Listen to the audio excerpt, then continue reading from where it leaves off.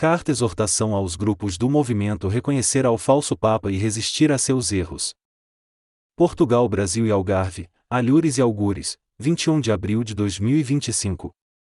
Exortação e carta aberta de Vossa Majestade Virtual, Gabriel I, Rei Virtual do Virtus Reino de Portugal, Brasil e Algarve, a todos os movimentos que reconhecem como papos falsos papas do apóstate blasfemo João 23, 1958, até o sucessor do recém-falecido Francisco. A vós e a seus grupos tradicionalistas e conservalistas que dizeis combater e resistir aos erros, heresias, apostasias, blasfêmias, abominações dos falsos papas, de seu episcopado e anticlero maçom que formam a nefasta hierarquia da falsa Igreja Católica, mas que a eles estáis unidos e submissos, a eles legitimais, promoveis, engrandeceis. Destino esta carta aos movimentos reconhecer e resistir do Brasil, Portugal, Espanha, Estados Unidos, México, e de toda e qualquer parte do mundo onde esta carta chegar traduzida ou a se traduzir. Distribuídos em grupos tradicionalistas e conservadores. Como destinatários primevos cito Centro Dom Bosco, Associação Montfort, Apostolado Flux Carmeli, Instituto Plínio Correia de Oliveira, FSSPX Fraternidade Sacerdotal São Pio X, Mosteiro Santa Cruz de Nova Friburgo, Rio de Janeiro, Associação Cor Mariae dos Simum, Padre Vander de Jesus Maia, Editora Permanência, Dom Lourenço Fleischmann, IBP Instituto Bom Pastor, estendendo a todos os demais grupos, movimentos, bispos, padres, religiosos, leigos gais de destaque pertencentes ao tradicionalista e conservalista movimento reconhecer e resistir. A vós, a graça, a paz, o amor, a caridade, a misericórdia, a benevolência, mas também a justiça de Deus Pai, Filho e Espírito Santo. A vós o amor da Santíssima e Digníssima Sempre Virgem Maria, Mãe de Deus. Caríssimos, de fato é possível reconhecer a um Papa e ao mesmo tempo resistir a ele, mas não sem reconhecer a nosso Senhor Jesus Cristo e ao mesmo tempo resistir ao próprio Deus que se fez homem e da Virgem Maria. Portanto, só há dois caminhos ao movimento reconhecer e resistir e a seus grupos: reconhecer os falsos papas como fossem papas e assim legitimar suas satânicas imposturas, pois foi Satanás mesmo através de sua sinagoga suprema, a maçonaria, que os fez usurpar o lugar visível do Santo Padre, ou aceitar e se dobrar à verdade de que se trata de falsos papas e falsa Igreja Católica que se passam por verdadeiros. Vós deveis admitir a realidade inegável de que a sé está vacante desde 1958 e ajudar a que o sucessor de Pio XII seja enfim escolhido, para iniciar a dissipação da nuvem tenebrosa da falsa Igreja Católica que encobre a Santa Igreja. Do contrário, continuareis a desgraçadamente legitimar os diabólicos falsos papas, falso episcopado e anticlero maçom com sua falsa Igreja Católica, colaborando assim para a obra de destruição de Satanás, ajudando a impedir a edificação e a salvação das almas.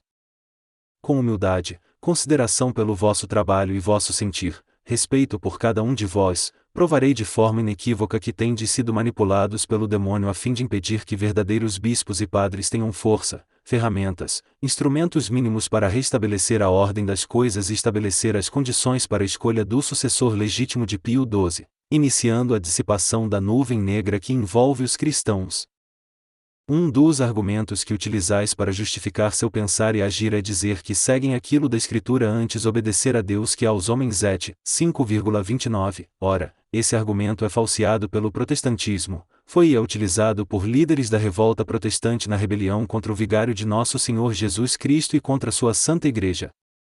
Dissimulais dizendo que não significa desobediência ao Papa, no caso, ao falso Papa, e sim que obedecem naquilo que ele está certo e em acordo com o bimilenar sagrado magistério e tradição, desobedecendo e resistindo naquilo que o falso Papa ensinaria de erro e de contrário, assim sois mornos e tentais enganar a Deus. Os hereges e cismáticos ortodoxos orientais são frios, imitam a verdadeira Igreja em muita coisa e adotam erros e apostasias aqui e ali, rejeitando absolutamente o vigário de Cristo. Os protestantes são quentes, rejeitam a transmissão apostólica, o sagrado magistério, a sagrada tradição, todos os dogmas proclamados, os sacramentos, a Santa Missa, a Virgem Maria e o Santo Padre. Vós sintetizais a rebeldia protestante e a rebeldia ortodoxa oriental, com isso são mornos, conforme a conveniência e vossos próprios pensamentos, ora estão contra ora estão a favor daqueles que imaginam serem papas verdadeiros, não esqueçais que Deus vomitará os mornos. AP 3,15. Demonstrarei irrefutavelmente que ao vigário de nosso Senhor Jesus é impossível professar, ensinar, apoiar, conceder ao erro em matéria de fé, moral, doutrina, costume, lei natural, lei eterna e o alcance disso nas questões universais, mesmo que o pontífice seja um grande pecador. Uma das inúmeras provas disso é que nosso Senhor afirmou que seu corpo é a videira verdadeira e os apóstolos e seus sucessores os ramos principais, nós os ramos comuns. Jó 15,1 segundos, videira que dá somente frutos de verdade, justiça, bondade, fidelidade. Ora, a Santa Igreja é o corpo místico, prefiro chamar de corpo universal, de Jesus Cristo, e o Santo Padre ou Papa é o seu vigário, isto é, representa e age em persona Christi, recebendo de nosso Senhor autoridade e poder sobre a terra. Mt. 16,18. Portanto, inegavelmente o Santo Padre é também videira verdadeira na terra, logo, não pode dar maus frutos conforme ensinou nosso Senhor, que ou dizeis a árvore é boa e seu fruto bom, ou que amai o seu fruto mau. Mt. 12,33. E que não se colhem figos dos espinheiros nem uvas dos abrolhos. LC 6,44.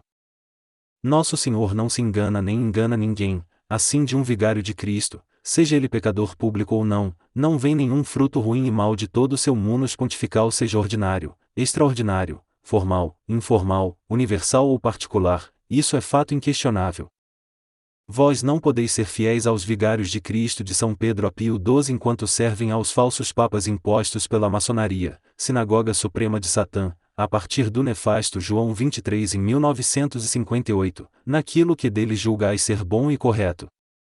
Tal atitude é anticristã porque contraria deliberadamente o que ordena nosso Senhor Jesus: ninguém pode servir a dois senhores. LC 16,13. Vós sabeis e denunciais que os falsos papas, aos quais imaginais serem papas legítimos, com seu antiepiscopado e anticlero maçom estão unidos a toda espécie de falsa religião que cultuam e sacrificam a demônios, como revela a Escritura. Ora, admitindo e professando estarem unidos aos falsos papas, aceitando deles o que seria bom e certo e rejeitando o que seria mau e errado, vós querendo ou não, admitindo ou não, unem-se a todos os seus erros, heresias, apostasias, blasfêmias, abominações. Quem está unido a um corpo como membro pertencente a ele não tem condições nem capacidade de, por mais que queira, se separar das mazelas, doenças, impurezas, maldades, aberrações, defeitos deste corpo. Se a mente e a mão de um corpo assassinam alguém, não adianta o pé e os olhos rejeitarem a ação, porque sendo membro do corpo assassino também assassinaram, pois não há mínima concórdia entre o corpo de Jesus Cristo e o corpo do Anticristo, entre os que creem e os que não creem, entre o templo de Deus e os dos ídolos, segundo a Cor 6,15. Também de nada serve vós dizerdes que se separam do que seria mau, errado, herético, apóstata, blasfemo, abominável da hierarquia da falsa Igreja Católica, a quem vós chamais de nova religião e Igreja do Vaticano II.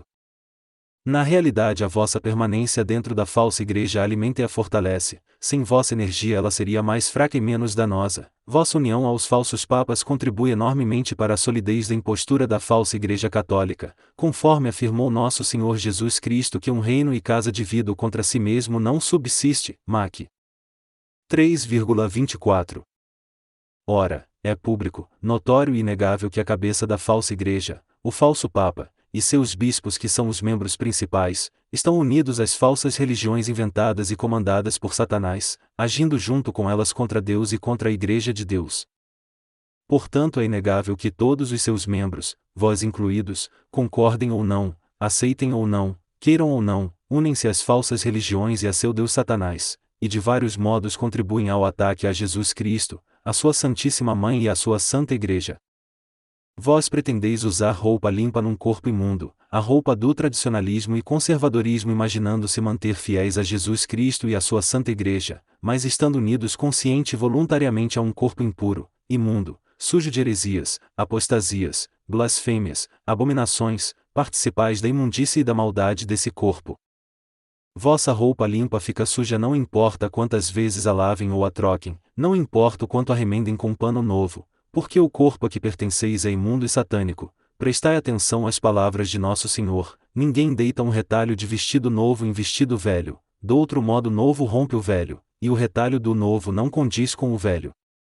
Ninguém deita vinho novo em odres velhos, do outro modo o vinho novo fará arrebentar os odres, e derramar-se-á o vinho, e perder-se-ão os odres. LC 5,36. Vosso pensamento e ação em considerar os falsos papas, papas legítimos, o episcopado e clero maçom legítimos, episcopado e clero, a falsa Igreja Católica como fosse a Santa Igreja Católica é errada, enganosa e temerária sob todo o aspecto, histórico, científico, filosófico, teológico, social, cultural, espiritual. Prova disso é que para conformar vossas mentes e espíritos à união com os falsos papas e sua falsa igreja precisais se valer de argumentos do protestantismo como já apresentado antes, obedecer a Deus que aos homens. Primeiro o Papa, e versículos correlatos como CL 3,23 e GL 1,10. Esse argumento protestante que utilizais orienta o argumento de condicionar o texto da Sagrada Escritura a fim de justificar vossa atitude para isentar-se de culpa por participar de um corpo nitidamente de um anticristo, enganando vossas consciências. Entretanto, Deus em pessoa determinou que se deve obedecer ao seu vigário na terra, o Santo Padre, aos bispos a ele unidos, e não escolher ao que obedecer e ao que não obedecer. Disse nosso Senhor: quem vos ouve a mim ouve, quem vos rejeita a mim rejeita. LC 10,16. E não que aquilo de certo e bom que vós dizeis deve ser aceito, mas aquilo de mal e errado deve ser rejeitado. Disse mais ainda: a nação, o povo, a casa, a pessoa que não ouve e aceita aquilo que ensina a Santa Igreja será julgada com mais severidade do que as pessoas de Sodoma e Gomorra. MT 10,1115, MAC 6,1013, LC 9,5. Obedecer ao Papa e não rejeitar nada de seu magistério, ensinamento, ordem é antes obedecer a Deus que aos homens, porque o Santo Padre age em persona Christi em todos os aspectos do seu pontificado, mesmo sendo um pecador na vida privada. O vosso argumento conveniente.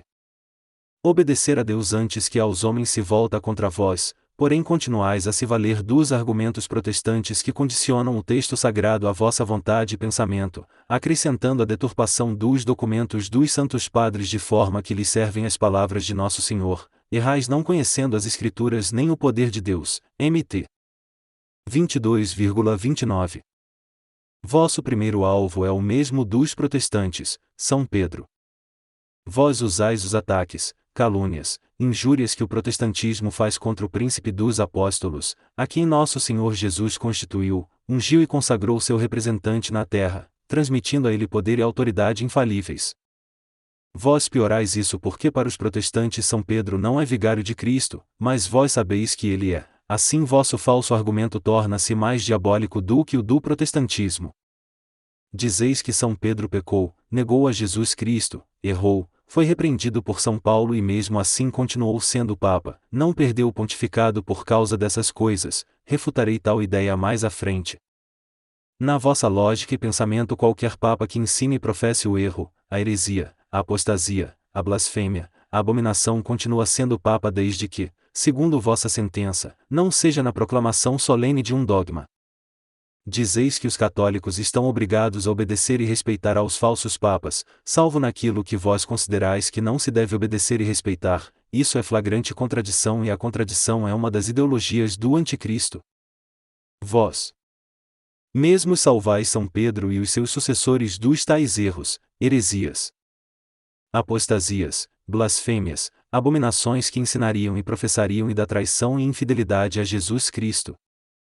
Ora, protestante o argumento, protestante a justificação, assim vós conformais e até deturpais as sagradas Escrituras, o sagrado magistério e a sagrada tradição para enganosamente convencer-se e convencer a outros de vossa explicitamente errada ideologia, a mentira de que é possível e aceitável haver papas hereges, apóstatas, blasfemos, abomináveis, inimigos de nosso Senhor Jesus Cristo e amigos de Satanás, o imaginário papa herético descrito em livro pelo erudito professor Carlos Noguer.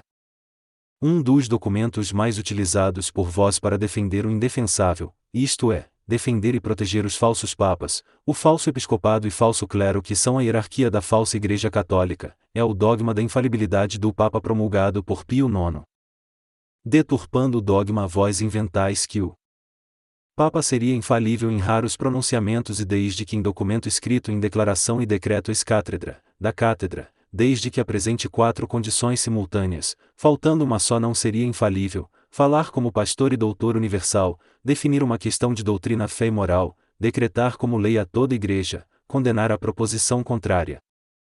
Com esse falso entendimento do dogma afirmais neciamente que fora dessa situação o Papa poderia ensinar, professar, realizar privada e publicamente toda sorte de erro, heresia, apostasia, blasfêmia, abominação sem deixar de ser vigário de Cristo.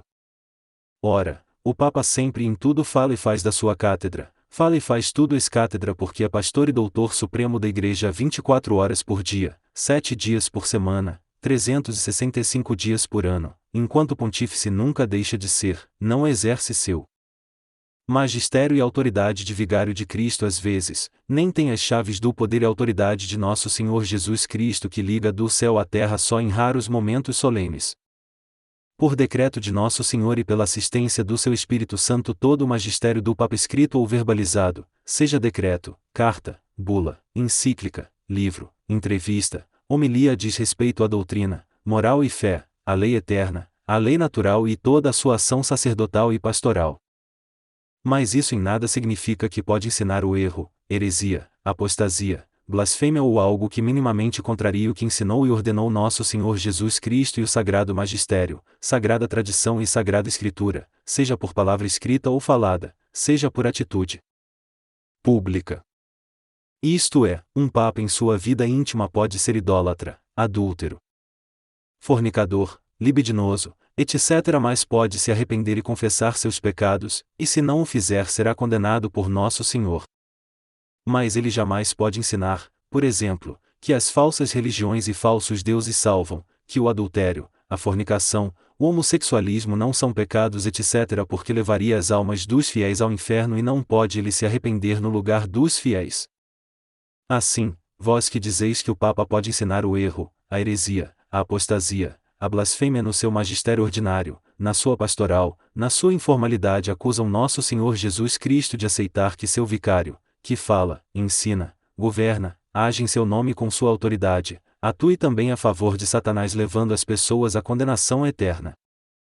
Igual aos protestantes, vós autodenominados católicos da tradição acusam os católicos verdadeiros de idolatrar o Papa por afirmarem a verdade de que no seu magistério ordinário e extraordinário ele nunca erra, e assim nos chamam de papólatras.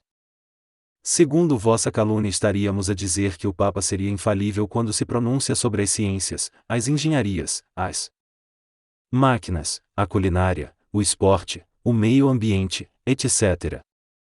Tal acusação é engano ingênuo ou malícia satânica?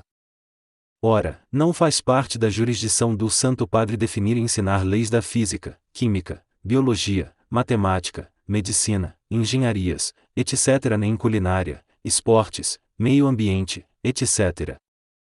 Pois que a criação tem leis naturais imutáveis definidas por Deus e toda pessoa é criada com capacidade e faculdade de investigar, manusear, manipular as coisas criadas, Deus incentiva e respeita isso desde que não contrarie e fira a lei natural, a lei moral, a lei eterna que ele instituiu em todas as coisas, como exemplo a ciência jurídica. Quando Deus esteve nesta terra como um de nós um homem pediu a ele, que é a própria justiça, intervir a seu favor, mas nosso Senhor respeitou a ciência jurídica humana, mesmo falha e mais injusta que justa, disse-lhe alguém da multidão, mestre, diz a meu irmão que me dê a minha parte da herança.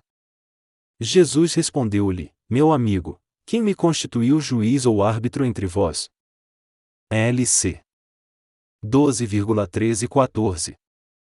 Entretanto pertence ao poder das chaves que Jesus Cristo entregou ao Santo Padre a autoridade de condenar e proibir qualquer coisa teórica, prática, instrumental, tecnológica que venha de qualquer área científica e filosófica se, por mais hábil e bela seja, contrariar a lei natural, lei moral, lei eterna ou ferir o propósito a que Deus criou cada ser.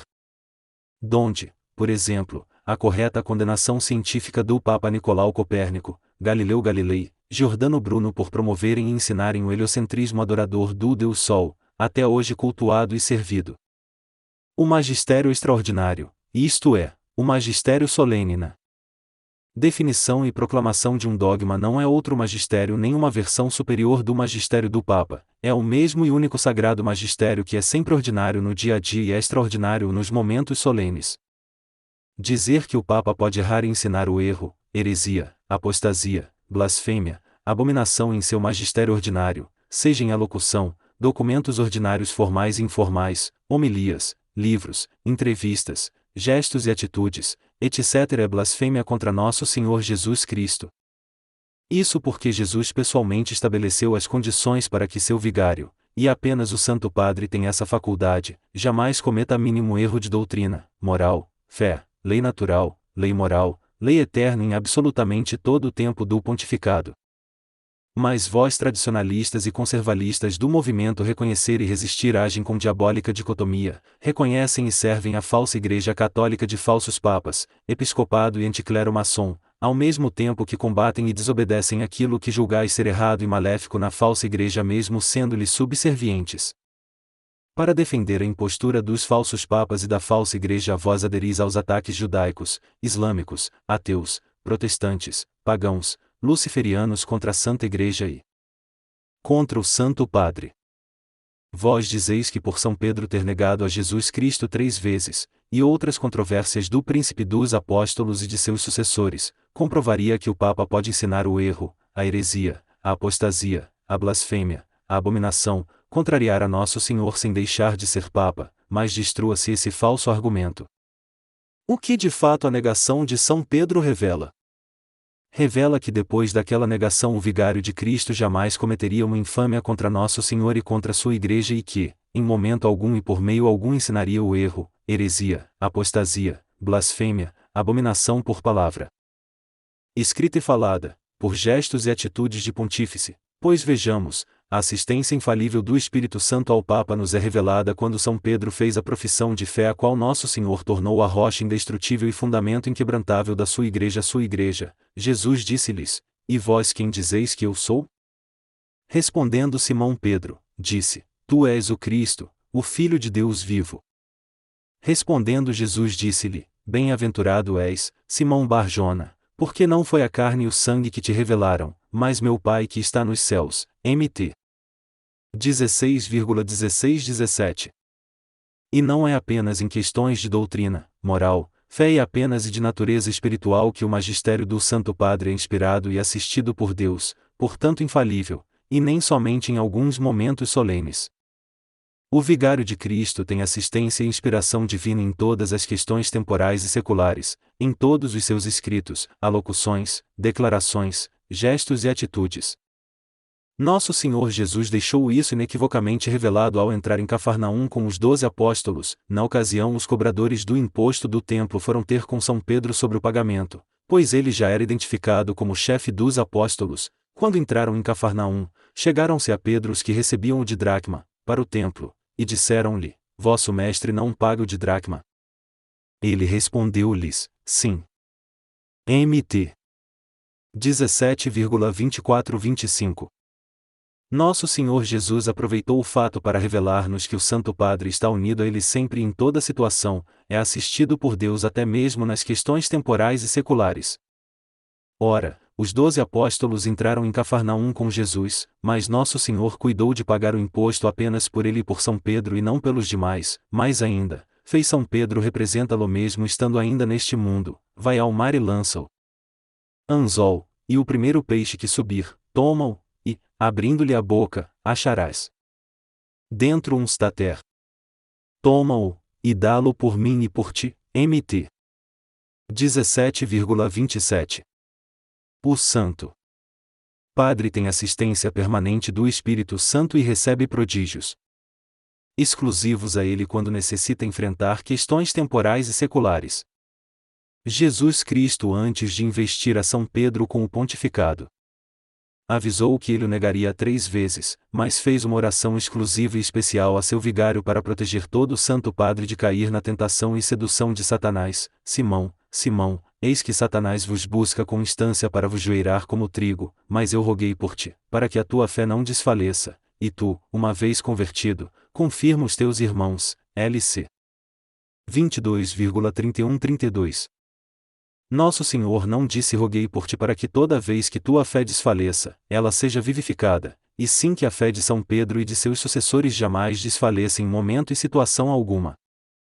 Pois vós ousaríeis dizer que uma oração do próprio Deus encarnado seria parcial, ineficaz ou que haveria de durar apenas alguns anos. Inegavelmente essa oração tem eficácia e efeito perpétuo. Nela Nosso Senhor faz uma das muitas confirmações da assistência divina ao magistério do chefe da sua igreja. Isso é inegável.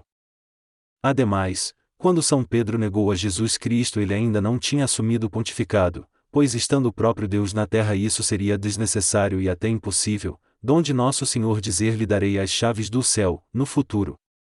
Ele cometeu um pecado pessoal do qual se arrependeu e foi perdoado. Ele não ensinou publicamente que Jesus Cristo era-lhe um desconhecido. A negação que Pedro fez de livre vontade e consciência Deus o permitiu para, segundo me parece, prender nela todos os erros e negações que um Papa poderia fazer até o fim dos tempos contra a sua Santíssima Trindade. Assim, antes de São Pedro assumir o pontificado negou a Deus 3 vezes, uma contra sua pessoa de Pai, outra contra sua pessoa de Filho e outra contra sua pessoa de Espírito Santo. Depois que Nosso Senhor Jesus ressuscitou, antes de subir aos céus investiu São Pedro com o pontificado purificando as 3 negações que havia feito. Assim Deus o fez proclamar 3 afirmações as substituindo por cada uma das negações que tinha proferido. Portanto as 3 negações foram purificadas e tudo que um Papa pudesse falar, escrever, ensinar, fazer de heresia, apostasia, blasfêmia, abominação foi eliminado para sempre. A cada afirmativa de São Pedro ia Nosso Senhor o investindo do pontificado 3 afirmativas em nome da Santíssima Trindade de Deus Pai, Filho e Espírito Santo. Simão, filho de João, amas-me mais do que estes? Ele disse-lhe, sim, Senhor, tu sabes que eu te amo. Jesus disse-lhe, apacenta os meus cordeiros. Disse-lhe outra vez, Simão, filho de João, amas-me? Ele disse-lhe, sim, Senhor, tu sabes que eu te amo. Jesus disse-lhe, apacenta as minhas ovelhas. Disse-lhe pela 3ª vez, Simão, filho de João, amas-me? Senhor, tu conheces tudo, sabes que eu te amo. Jesus disse-lhe, apacenta as minhas ovelhas. Jó 21, 15 e 17. A Santa Igreja é o corpo universal de Nosso Senhor Jesus Cristo, corpo que ele é a cabeça e os batizados os membros. Confronte com CL 1,18, Efésios 5,23, sendo o Papa o representante de Nosso Senhor na terra age em persona Christi, na pessoa de Cristo, isto é, age como cabeça da Igreja. Isso é prova irrefutável de que o Santo Padre não profere nenhuma heresia, apostasia, blasfêmia, abominação seja por palavra escrita ou falada seja por atitudes e gestos, nem consente, promove, apoia tais coisas no mínimo ponto. Pois que Nosso Senhor revelou que está com o Santo Padre e com os bispos a ele unidos todos os dias até o fim dos tempos, confronte com MT 28, 20 e não apenas em alguns momentos, ou em momentos solenes. Ainda mais, Deus envia seu Espírito Santo ao seu vigário na terra e aos bispos unidos e obedientes à Papa, através da consagração e unção que receberam pessoalmente de Nosso Senhor transmitidas por legítima sucessão apostólica. Nosso Senhor afirmou, e ele não iria mentir, que o Espírito Santo age no sagrado magistério e sagrada tradição todo o tempo, e não que é incorporado em momentos solenes, o Espírito de verdade, a quem o mundo não pode receber, porque não o vê, nem o conhece, mas vós o conheceis, porque habita convosco e estará em vós. Jó 14,17. Portanto dizer que um Papa pode ensinar o erro, heresia, apostasia, blasfêmia, abominação em seu magistério ordinário formal e informal é blasfemar contra a natureza humana de Nosso Senhor Jesus Cristo, e esse pecado tem perdão. Entretanto, se a blasfêmia se voltar a seu Espírito Santo, tal pecado não tem perdão. TMT 12,31, 32, MAC 3,28, 29. Nosso Senhor entregou a seu vigário chaves de poder e autoridade com as quais aquilo que o Papa liga na terra Nosso Senhor liga no céu. Ora, ele diz ao Santo Padre: tudo o que ligares na terra eu ligarei nos céus. Mt. 16,18, 19. Tudo, não apenas algumas coisas ou apenas dogmas proclamados. Não faltam exemplos de heresias, apostasias, blasfêmias, abominações que os falsos papas ligam na falsa Igreja Católica, como a falsa Missa Nova, que é um culto pancristão que mistura protestantismo, judaísmo, islamismo, paganismo, ateísmo, luciferianismo. Também a falsa Igreja Católica ligou a si a adoração a falsos deuses e a demônios através do ecumenismo anticristão e da interreligiosidade satânica. São inúmeras blasfêmias e abominações ligadas pela impostura dos falsos papas desde 1958. Se um papa ligasse uma heresia, apostasia, blasfêmia, abominação pelo seu magistério ordinário e extraordinário, Jesus ligaria no céu, pois que se não ligasse seria mentiroso e, portanto, não seria Deus e nada existiria. Por isso dizer que o Papa pode escrever, dizer e fazer heresias, apostasias, blasfêmias, abominações se não estiver proclamando um dogma é chamar Nosso Senhor de mentiroso e embusteiro. Disse também Nosso Senhor que quem ouve e aceita o que diz, determina e faz o Santo Padre e os bispos a ele unidos, é a Deus que ouve e aceita, e quem não ouve nem aceita é a Deus que rejeita. 0 que vos ouve, a mim ouve, o que vos rejeita, a mim rejeita. LC 10,16. Jesus não disse quem às vezes vos ouve e sim quem sempre os ouve, nem disse naquilo que estáis certos, quem vos ouve a mim ouve, quem vos rejeita, a mim rejeita, nem disse naquilo que estáis errados, quem vos ouve deve rejeitar. Ora, Jesus Cristo não falaria mentiras, heresias, apostasias, blasfêmias, abominações através do magistério da sua Igreja. Outro falso argumento que vós fazeis eco com os protestantes são as caluniosas acusações de imoralidade e perversidade, crime, heresia, apostasia contra papas, da Idade Média principalmente. Valendo-se da versão histórica de fatos que aconteceram e que são deturpados pelos inimigos de Jesus Cristo e de sua Igreja, associado à deturpação que fazeis de escritos católicos da época, vós, para defender os falsos papas dizeis, com os inimigos de Deus, que muitos papas foram terrivelmente imorais, cruéis, injustos, que ensinaram heresias, apostasias, blasfêmias, abominações, mas que nem por isso deixaram de ser papa. Saibam vós autodenominados católicos da tradição que suas acusações contra papas da Idade Média não é mais do que transmissão das mentiras e deturpações históricas que os inimigos de Jesus Cristo e da Igreja fizeram e fazem, deturpando fatos e situações históricas das épocas. Um dos primeiros a sistematizar e escrever obras mentindo que papas da Idade Média eram terríveis, imorais, hereges, apóstatas, blasfemos foi o teólogo protestante Matias Flácio, de 1520 a 1575. Nas suas obras como Antilogia Papae, em 1955, e Catalogus Testium Veritatis, em 1956, Flácio, deturpando fatos históricos enfeitados com mentiras, admitiu que o objetivo era impulsionar a queda do Papa passando a ideia de que o papado estava construído sobre uma má história, uma má exegese sobre imoralidade, violência, heresia. Muito das coisas que os grupos tradicionalistas e conservalistas do movimento Reconhecer e Resistir falam contra os papas para justificar e defender os falsos papas de seus erros, heresias, apostasias, blasfêmias, abominações está posta nas obras de Matias Flácio. Os casos fantasiosos, deturpados ou exagerados mais citados pelos tradicionalistas e conservalistas, em coro com os protestantes, são os dos papas Libério, 352 a 366, Honório I, 625 a 638, Formoso, 891 a 896, João 12, 955 a 964, Alexandre VI, 1492 a 1503. Esclarecerei longamente tais injúrias devido à sua gravidade. Comecemos por João XII e Alexandre VI. O Papa João XII e Alexandre VI são citados entre os papas mais imorais, corruptos, violentos. Ora, houve papa que em sua vida privada cometeu pecados e escândalos que ficaram públicos, geralmente antes de serem eleitos, mas, mesmo esses em absolutamente nada ensinaram o erro em matéria de fé, doutrina, moral, lei natural, lei eterna, nem aderiram a heresias, apostasias, blasfêmias, abominações, e isso admitiu a Sinagoga Suprema de Satanás, a maçonaria, em documento que mencionarei mais adiante. Diz o adágio: dê-me um limão que faça uma limonada. De um limão Satanás inspira os inimigos de Jesus Cristo e da Igreja a fazer muita limonada e o mais azedo possível. Pelo exagero das acusações já se demonstra serem artimanhas para abalar e destruir a ilibada e comprovada boa reputação do Papa diante das nações e dos povos, acusações que vinham justamente dos inimigos pessoais dos Papa acusados. No caso de João XII vinha particularmente de prelados, iniciando a controvérsia que culminaria no cisma do Oriente em 1050, entre eles Liutprando de Cremona e Raterius de Verona.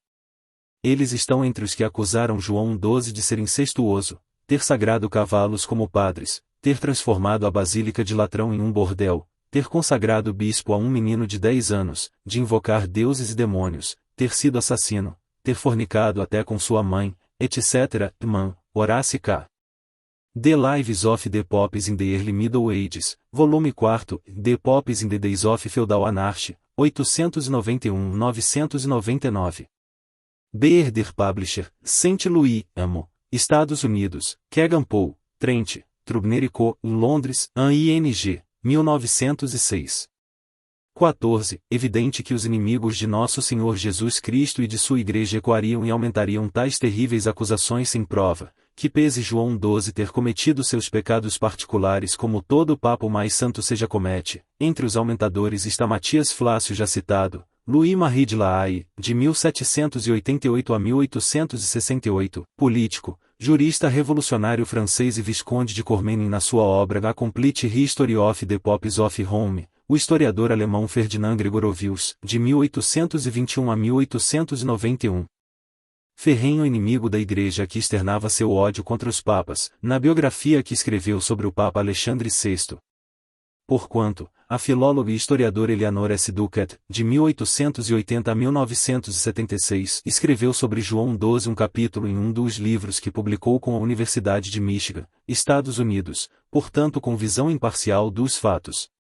Duquette, fiel à verdade histórica, relatou que João XII estava numa luta intensa com reis e imperadores para manter os territórios pontifícios e a autoridade do Santo Padre. Sobre o que se falou e se fala de João XII, ela adverte que a história pode não ser verdadeira. Duquette, Eleanor S. Defend Life in the Ten Century. Michigan University Press, em Arbor, AMI, 1967, p. 82. Para forçar a deposição de João XII, pois que ele era um empecilho para os interesses de monarcas e nobres, Otão I, imperador do Sacro Império Romano Germano, convocou um sínodo de bispos em Roma onde as terríveis acusações já mencionadas foram feitas. Como o imperador era saxão, seu latim era limitado, assim ordenou ao bispo Liutprando ler cada uma das acusações. O Papa foi deposto e um leigo chamado Leão foi feito bispo e assumiu com o nome de Leão VIII, Tibidem p. 84. Conforme apresenta Duquette, evidencia-se que as acusações eram tão mentirosas e sem fundamento que uma parte do povo de Roma se insurgiu e tentou matar Otão e Leão VIII, mas foram vencidos. Tibidem p. 84, 5. A historiadora fornece informações para se dizer que as acusações contra João XII são mais invenções de seus inimigos do que verdade absoluta. Possivelmente o Papa teria alguma falta grave em sua vida privada usada como matéria para criar o monstro que o acusaram ser. Duquette expôs que a abadesa alemã Roswitha von Gandreschin, Roswitha, que era autora de peças teatrais, compôs no tempo de João XII 6 comédias com histórias que ouviu do bispo Liutprando de Cremona, definido como um contador de histórias e fofocas obscenas, Ibidem p. 259. Dizem que o Santo Padre João XII morreu assassinado por um homem que o teria flagrado na cama com sua esposa, mas o historiador do cristianismo e teólogo Richard M. Sebrin afirmou que ele morreu de um derrame. Entretanto, para contemplar a narrativa das injúrias, disse que foi na cama de uma mulher. M. Sebrin, Richard P. Os Papas, os Pontífices de São Pedro a João Paulo II. Edições Loyola, São Paulo, ASP, 2004, p. 163.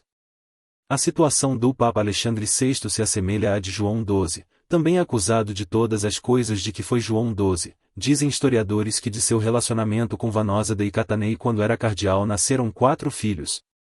Parece-nos pelas evidências históricas que Alexandre VI teria sido um quanto mais pecador público, mas muito longe do exagero e invenções a ele atribuídos, e isso foi bem utilizado por seus inimigos pessoais e pelos inimigos de Nosso Senhor Jesus Cristo e da sua Santa Igreja. Entre os inimigos do Papa Alexandre VI estava o frade dominicano Girolamo Savonarola, humanista que se declarou profeta, declarou Florença a Nova Jerusalém e pregava a reforma na Igreja. Savonarola, conforme disse o heresiarca Lutero, foi precursor da revolta protestante contra Jesus Cristo e sua Igreja. Também prelados que conspiravam com Carlos VIII, rei da França, a tomada do reino de Nápoles com a condição de depor Alexandre VI, dá farta documentação sobre isso. Posteriormente o já citado historiador alemão de ódio explícito à Santa Igreja e ao Papa, Ferdinand Gregorovius tornou-se inimigo de Alexandre VI. 15. Devemos ter em mente que à época do Papa Alexandre VI a revolta protestante estava em fase final de estruturação. Savonarola era um dos agentes que preparavam a revolta que sairia das sombras e danificaria toda a Europa em 1517 com o satânico Martinho Lutero. Portanto, não tenhais dúvida de que daquilo que se diz do Papa Alexandre VI que não foi inventado, foi erro humano e pecados pessoais extremamente enfeitados de mentiras, calúnias, difamações. Sem dúvida a família de Alexandre VI, os Borgia, conhecidos por suas ambições, excentricidades, maldades, foi maliciosamente usada para criar a figura monstruosa desse Papa. Bem na sua época começaram os descobrimentos e um Papa devasso, imoral, cruel, maldoso não ordenaria aos reis de Espanha e de Portugal levar à nova terra sacerdotes para a evangelização. Conforme o historiador francês Daniel Hobbes, um dos méritos de Alexandre VI foi precisamente ter aconselhado com toda a firmeza os soberanos de Portugal e Espanha a cuidar de que se incluíssem testemunhas de Deus em todas as expedições. Henri Daniel Hobbes. A Igreja da Renascença e da Reforma, segunda. Trad. de Emérico da Gama. Quadrante, em São Paulo, 1999, p. 275. Sem dúvida os filhos que Alexandre VI teria tido antes de ser Papa e a sua família, aos quais se diz que protegeu e beneficiou exageradamente, lhe causaram problemas e péssima fama, mas ele foi corretíssimo em seu ministério sacerdotal, magistério e zelo pastoral, não fez as almas fiéis se perderem. Se ele se perdeu é uma coisa pessoal dele com Deus. O conde Joseph Marie de Maistre, de 1753 a 1821, foi um escritor, filósofo, diplomata, magistrado e um dos proponentes do pensamento contra-revolucionário e defensores da Santa Igreja no período imediatamente seguinte à Revolução Francesa de 1789. Conforme ele expôs, para os inimigos de Nosso Senhor e da sua Igreja justificar a queda do poder e da autoridade dos papas os vícios leves do rei Luís XIV, usados como desculpa para decapitá-lo, tinham sido aplicados artificialmente no Papa Alexandre VI com imagem mais escandalosa e terrível. Maistre, Joseph M. D. Pope. Tradução para o inglês, Na Dawson. C. Dolman Publisher, Londres, ANG, 1850, p. 215, 6. Ludwig von Pastor, de 1854 a 1928, historiador alemão e diplomata para a Áustria, verificando que poucos historiadores diziam a verdade sobre o Papa Alexandre VI, defendeu o Santo Padre na sua obra History of the Pope, não relativizando os erros do Papa, afirmou que Alexandre VI como pontífice foi extraordinário, e declarou: um cenário imperfeito não afeta o valor intrínseco da joia, nem a moeda de ouro perde seu valor quando passa por mãos impuras. Pastor, Ludwig. The History of the Popes. Edição alemã. Herder & Co. e Freiburg, Halle, 1895, p. 475. Nessas palavras Pastor disse de forma brilhante que apesar de seus pecados pessoais o Papa Alexandre VI foi corretíssimo em seu munus pontifício, no ministério sacerdotal, em todo o seu magistério e no seu zelo pastoral, não fez as almas fiéis se perderem. Caso ele tenha se perdido é uma coisa pessoal dele com Deus. O Papa Libério é acusado pelo movimento tradicionalista e conservalista reconhecer e resistir de, entre outros erros, ter assinado documento favorecendo o arianismo e ter excomungado Santo Atanásio, calúnia e difamação destruída pelos seus sucessores. Pio IX na encíclica Quartui Supra defende os papas das calúnias e difamações reverberadas até hoje também por voz tradicionalistas e conservalista. Pio IX afirmou que o Santo Padre Libério foi caluniado pelos arianos de que, para agradar ao imperador Constâncio que era ariano, teria aprovado o arianismo. Entretanto, isso foi uma calúnia para manchar a reputação de Libério por justamente combater e condenar o arianismo, com que artifício não hesitam em atribuir toda a causa da perturbação atual a nós e a esta sé apostólica, como outrora fizeram os acacianos cismáticos contra o nosso predecessor São Gelásio, e antes deles, os arianos, que caluniaram o nosso predecessor Libério perante o imperador Constâncio, porque ele se recusou a condenar São Atanásio, bispo de Alexandria, e a comungar com aqueles hereges. O que, de fato, alguém pode lamentar, mas não se admirar. Pois, como o mesmo Santíssimo Pontífice Gelásio escreveu ao imperador Anastácio sobre este assunto, é próprio da natureza dos que frequentemente adoecem, acusar os médicos que os reconduzem à saúde com observações adequadas, em vez de consentirem em abandonar ou reprovar os seus apetites nocivos. Portanto, uma vez que estes parecem ser os principais pontos com os quais os neocismáticos tanto conquistam o favor para si, quanto procuram o patrocínio dos poderosos para uma causa, ainda que péssima, é necessário, para que os fiéis não sejam induzidos ao erro, tratar o assunto mais extensamente do que se trataria apenas de refutar estas calúnias. Pio IX, Encíclica Quartus Supra, 6 já. 1873, Acta Sanctae Sedis, An volume 7, Tipis Polyglotae Vaticanis, An Libreria Editrice Vaticana. Vaticano p. 254. O Santo Padre Libério foi exilado pelo imperador justamente porque excomungou os arianos a quem o imperador apoiava e não excomungou o Santo Atanásio, como exigiam os arianos por ser ele o mais terrível destruidor do arianismo. O Santo Padre preferiu sofrer o exílio a apoiar a heresia ariana e a condenar forçosamente Santo Atanásio, Sanches, Miguel. Lois Santos Padres. Imprenta J. Penha, em Madrid, ESP, 1864, p. 116. A fidelidade e amor a Nosso Senhor Jesus e à sua Igreja, o ministério e magistério pontifício irrepreensíveis do Papa Libério foram exaltados pelo Papa Bento XV, Principi Apostolorum Petro, 5 de outubro, 1920, p. 458, Acta Apostolicae Sedis, AAS, volume 12, Tipis Polyglotae Vaticanis, Libreria Editrice Vaticana e Vaticano, p. 458. 17. O Papa Honório I foi acusado da heresia monotelista, que negava uma vontade humana em Cristo dizendo que ele tinha apenas a vontade divina, e isso é reverberado absurdamente por vós, mas em seu próprio documento o Santo Padre desmentiu a calúnia muito tempo antes de ela ser inventada. Na sua carta Scripta Dilectissimi Filii, ano 634, ao Patriarca de Constantinopla Sérgio I, Honório I afirmou a doutrina e ensinamento de sempre combatendo a heresia de que mais tarde seria acusado. Combatendo o monotelismo que dizia ser Jesus somente Deus e o nestorianismo que dizia que havia um Jesus divino e outro Jesus humano, o Santo Padre afirmou que Jesus é Deus encarnado dom de sua natureza divina, que se fez verdadeiro homem dom de sua natureza humana, Honório I, Scripta Dilectissimi Filii ano 634, em Desinger, Heinrich. Compêndio dos símbolos, definições e declarações de fé e moral da Igreja Católica. Edições Loyola, São Paulo, 2006, p. 175, 7.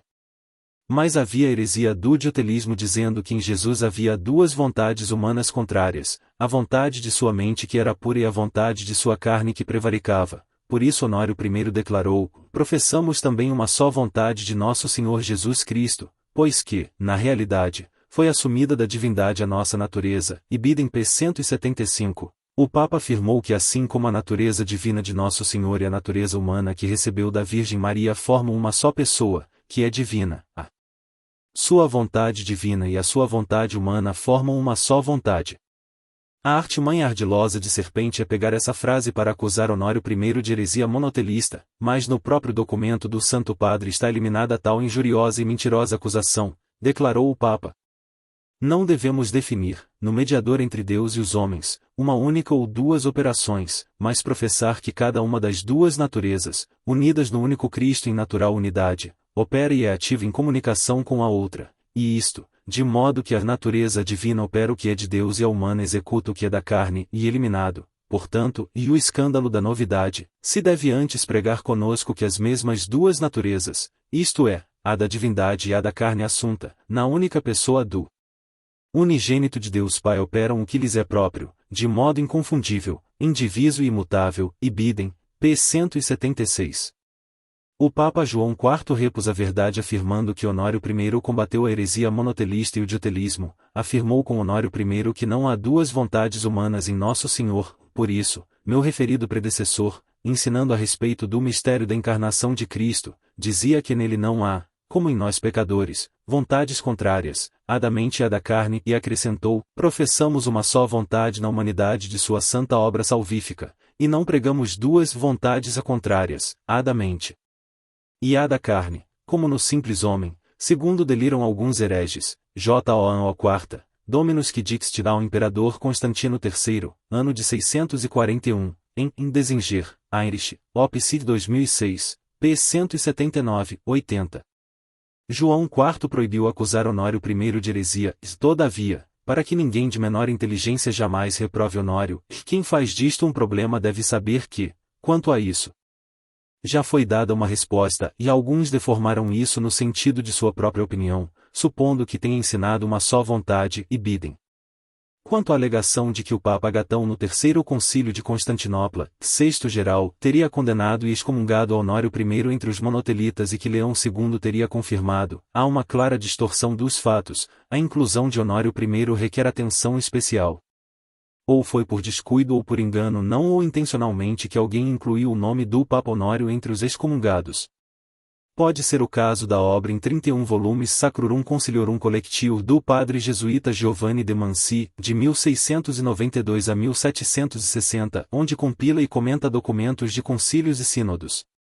Obra conhecida como Concílio de Manci e usada como fonte de outras obras como a volumosa Histoire des Conciles de Apres Leis Documents Originals com autoria principal de Carlos J. Eiffel e Charles Clerc, donde que para justificar os erros, heresias, apostasias, blasfêmias, abominações escritas, faladas, executadas pelos falsos papas da falsa igreja e assim defendê-los é que clérigos, teólogos, pensadores, autores, líderes dos grupos tradicionalistas e conservalistas do movimento RR usam excertos dessas obras em seus livros, artigos, entrevistas, conferências para justificar suas acusações contra os verdadeiros papas. A exemplo o eminente erudito professor Carlos Nogué, autor do livro do Papa Herético, onde tenta comprovar que um papa pode ensinar o erro, a heresia, a apostasia, a blasfêmia, a abominação e pode contrariar a Nosso Senhor Jesus Cristo sem deixar de ser vigário de Cristo, o que é flagrante absurdo, pois que um anticristo não pode ser vigário de Cristo. Para Nogué tal situação estaria prevista e permissiva no Sagrado Magistério, Sagrada Tradição e nos escritos de santos doutores, caindo ele em heresia. Citando a obra Histoire des Conciles e outras obras, o notável professor expõe concílios e sínodos que teriam condenado e excomungando Honório I entre os monotelistas. Na ação sétima deste mesmo concílio, leu-se uma carta do Papa Adriano II, na qual está, e no entanto, é verdade que Honório, após sua morte, foi vergastado com o anátema pelos orientais. É necessário todavia não esquecer que ele foi acusado de heresia e que este é o único crime que torna legítima a resistência dos inferiores aos superiores. Nogué, Carlos. Do Papa Herético. Edições Santo Tomás, Formosa, Angol, 2017, p. 260, citação original em Eiffel, Carl J. Histoire des Conciles de Apres Leis Documents Originals, volume 4. Éditeur Adrien Leclerc, Paris, França. 1870, p. 174. Entretanto a própria citação não diz que um papa excomungou Honório I e sim patriarcas orientais. Os papas repararam o erro e o dano causado à ilibada reputação e imagem do Santo Padre Honório I restabelecendo a verdade, acima já o comprovamos com João IV e comprovaremos ainda mais. Eiffel no volume 4 da Histoire des Conciles de Apres Leis Documents Originals expôs que, e ao falar assim, Honório havia expressado a doutrina ortodoxa, e seria uma injustiça manifesta acusá-lo de heresia. Eiffel, Carl J. Op. Cit. 1870, p. 41. Conforme as atas, o Sexto Concílio Geral quase condenou Honório I porque recebeu cartas falsificadas atribuídas ao Santo Padre onde ele aprovaria e defenderia a heresia monotelista, e as cartas de Sérgio a qual Honório respondeu, haviam sido falsificadas de diversas maneiras e que só foram conhecidas pelo Sexto Concílio Ecumênico em cópias interpoladas, de tal forma que o concílio havia proferido uma condenação justíssima, mas que havia condenado apenas um Honório imaginário, ibidem p. 46. Eiffel expôs longamente o caso do Papa Honório I com todas as suas idas e vindas, após apresentar as razões daqueles que afirmam que o Sexto Concílio Ecumênico o anatematizou, expõe provas trazidas pelo cardeal César Barônio, de 1538 a 1607, de que o Papa nunca foi anatematizado. Ora, Barônio era historiador, preparou os primeiros volumes dos Annales Ecclesiastici. Com a história da Igreja da origem até 1198 e a revisão do Martirológio Romano, de 1586 a 1589, portanto suas conclusões são inequívocas. Conforme Barônio apurou, Teodoro, patriarca de Constantinopla, foi responsável por uma grande fraude descoberta posteriormente. Ele havia sido deposto pouco antes do Sexto Concílio por ser monotelista, seu sucessor morreu logo após o concílio e ele conseguiu retomar o seu lugar. Assim teve acesso aos documentos originais do concílio, Tibidem p. 176-7. Ao ler que seu nome estava entre os condenados e excomungados, Teodoro riscou seu protesto, reescreveu as atas da 12ª e 13ª sessões, fez as mudanças e adições que quis e introduziu as novas folhas ou cadernos, quaternios, nas atas sinodais, no lugar das folhas autênticas que rasgou, Ibidem p. 178. Nas atas escritas em grego seu nome Teodoro tinha similaridade com o nome do Papa Honório Pion, então habilmente alterou o nome para que ficasse Pion e Ibidem p. 177. Certamente Barônio, historiador e eminente cardeal com tamanha responsabilidade não iria inventar tais coisas. Ademais Santo Afonso de Ligório declarou que Anastácio, o bibliotecário, atesta que as atas do Sexto Concílio Ecumênico foram igualmente falsificadas. Jacques, Julie. Do Pape et du Concilio Doctrine Complete de S. Afonso de Ligório. Em Laroche Libraire Gera, Paris, a França, 1869, p. 434. A verdade sobre os santos padres tidos por condenados e excomungados e suas defesas também foi feita por Santo Afonso de Ligório, apresentada na obra do Pape et du Concilier do padre francês Jules Jacques, onde transcreve a doutrina de Santo Afonso acerca dos papas e dos concílios, obra que recebeu aprovação do Papa Pio IX através de um breve papal, Tibidem p. 2. Santo Afonso confirmou que o Papa Libério não apoiou a heresia ariana nem foi condenado por papas e concílios. O Santo Padre antes de morrer extirpou toda a confusão e calúnia pedindo perdão e fazendo retratação caso alguma palavra sua tenha causado confusão. Tibidem p. 171, 2.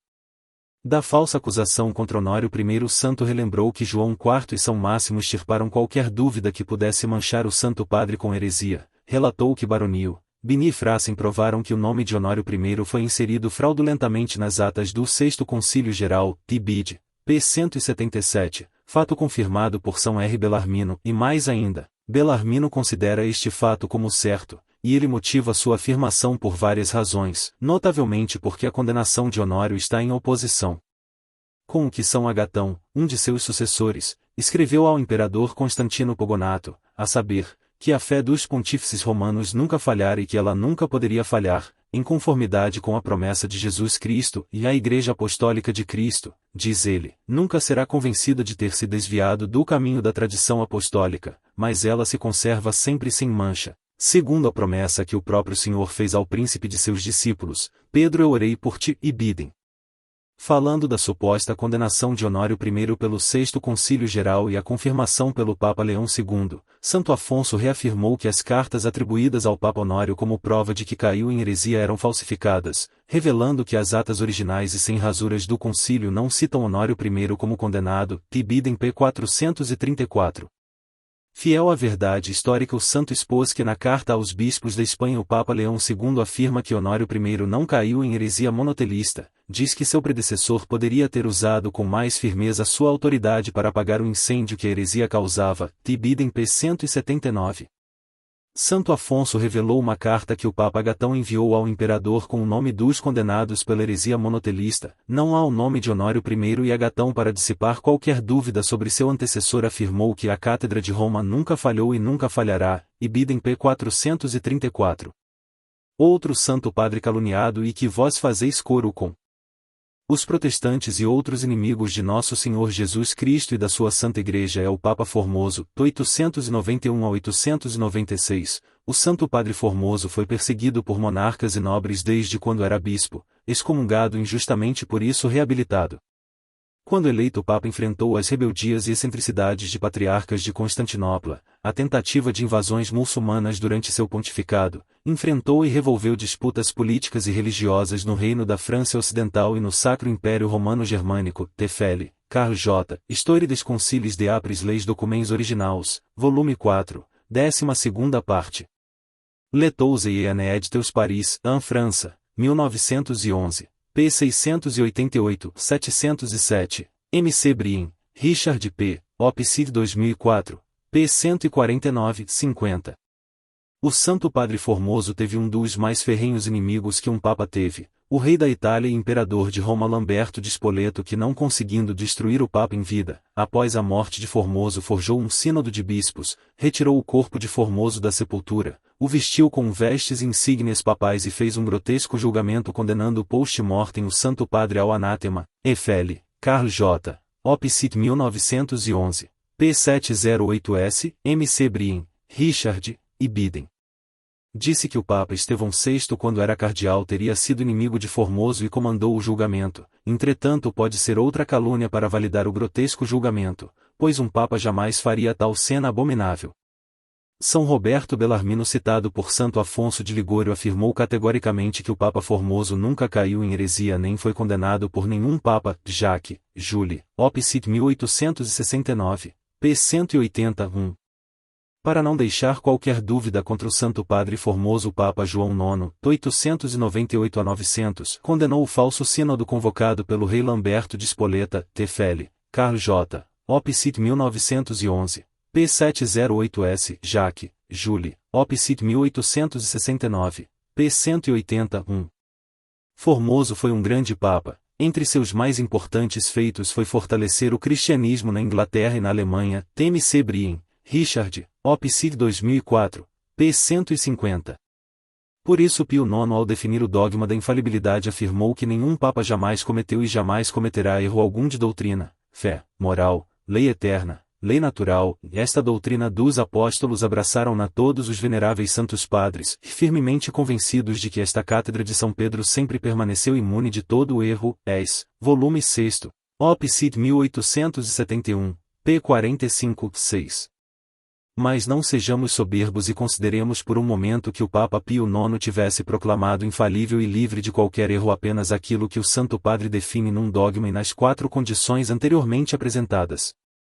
Ao considerarmos isso, constatamos que tal ideia errada e enganosa não dura nenhum momento. Assim decretou o Santo Padre Pio IX na Constituição Pastora Aeternus. Ensinamos e definimos como dogma divinamente revelado, que o Romano Pontífice, quando fala ex cátedra, isto é, quando, no exercício do seu ofício de pastor e doutor de todos os cristãos, define com sua suprema autoridade apostólica uma doutrina sobre a fé ou os costumes que deve ser mantida por toda a Igreja, pela assistência divina que lhe foi prometida no bem-aventurado Pedro, goza daquela infalibilidade com a qual o Divino Redentor quis que sua Igreja fosse dotada ao definir a doutrina sobre a fé ou os costumes, e, portanto, tais definições do Romano Pontífice são irreformáveis por si mesmas, e não pelo consenso da Igreja. Pio IX, Pastora Aeternus, Es, volume 6, 1871, p. 47. Comprovarei a vós que essa definição dogmática do Santo Padre Pio IX per si em nada afirma, sugere, indica, dá a entender que um Papa, por mais pecador público que seja, possa ensinar o erro, a heresia, a apostasia, a blasfêmia, a abominação, contradizer a nosso Senhor Jesus Cristo e aos apóstolos, seja em qualquer situação. Quando fala ex cátedra, isto é, de sua autoridade de Papa, demanda saber quando não fala ex cátedra, isto é, quando o Santo Padre se despoja de seu pontificado e fala como bispo, sacerdote, religioso ou leigo. A resposta é: jamais um Papa se despoja de sua autoridade de vigário de Cristo para falar o que quer que seja. Claramente Pio IX quis determinar que sempre que um Papa está ensinando, demonstrando, explicando, defendendo, admoestando algo sobre doutrina, moral, fé, costumes, lei natural, lei eterna, fala em persona Christi, ou seja, em nome de nosso Senhor Jesus Cristo, LC 10,16. Nesse escopo faz parte a definição e proclamação de um dogma, de uma verdade, que definido não pode ser mais revogado, mudado, substituído, por isso a solenidade do ato. Uma das provas disso é que o Papa coloca os costumes na infalibilidade. Ora, um costume não é uma verdade, se o fosse a verdade seria relativa de acordo com a cultura do povo e da época, o que é falso. Como já o disse, o Papa apenas não é infalível quando fala de tudo que não demanda e diz respeito intrinsecamente à doutrina, fé, moral, costumes, lei natural, lei eterna, ou seja, quando fala de assuntos gerais extra-cátedra pelos motivos expostos anteriormente. Entretanto, no que atinge a salvação das almas, o Santo Padre tem infalibilidade para aprovar ou condenar de modo infalível mesmo os assuntos gerais extra-cátedra, a exemplo condenar os avanços técnicos e instrumentais para a abominável transexualização, animalização humana, aborto, etc. No exercício de pastor e doutor de todos os cristãos, demanda saber quando o Papa não é pastor e doutor de todos os cristãos. A resposta é que em circunstância alguma o Papa deixa de ser pastor e doutor de todos os cristãos.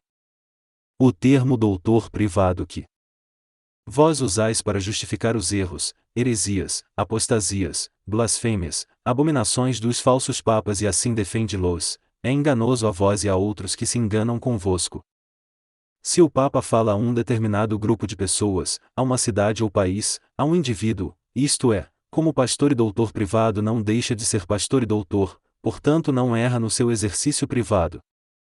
Pois vejamos, um doutor em qualquer área da ciência que ensina, expõe, demonstra, explica aquilo que é de seu ofício de modo universal à sociedade, quando faz a um país, uma cidade, um grupo de pessoas, uma pessoa como doutor privado afirma, ensina, explica, demonstra as coisas de seu ofício exatamente da mesma forma de quando faz como doutor universal, sem em nada contradizer.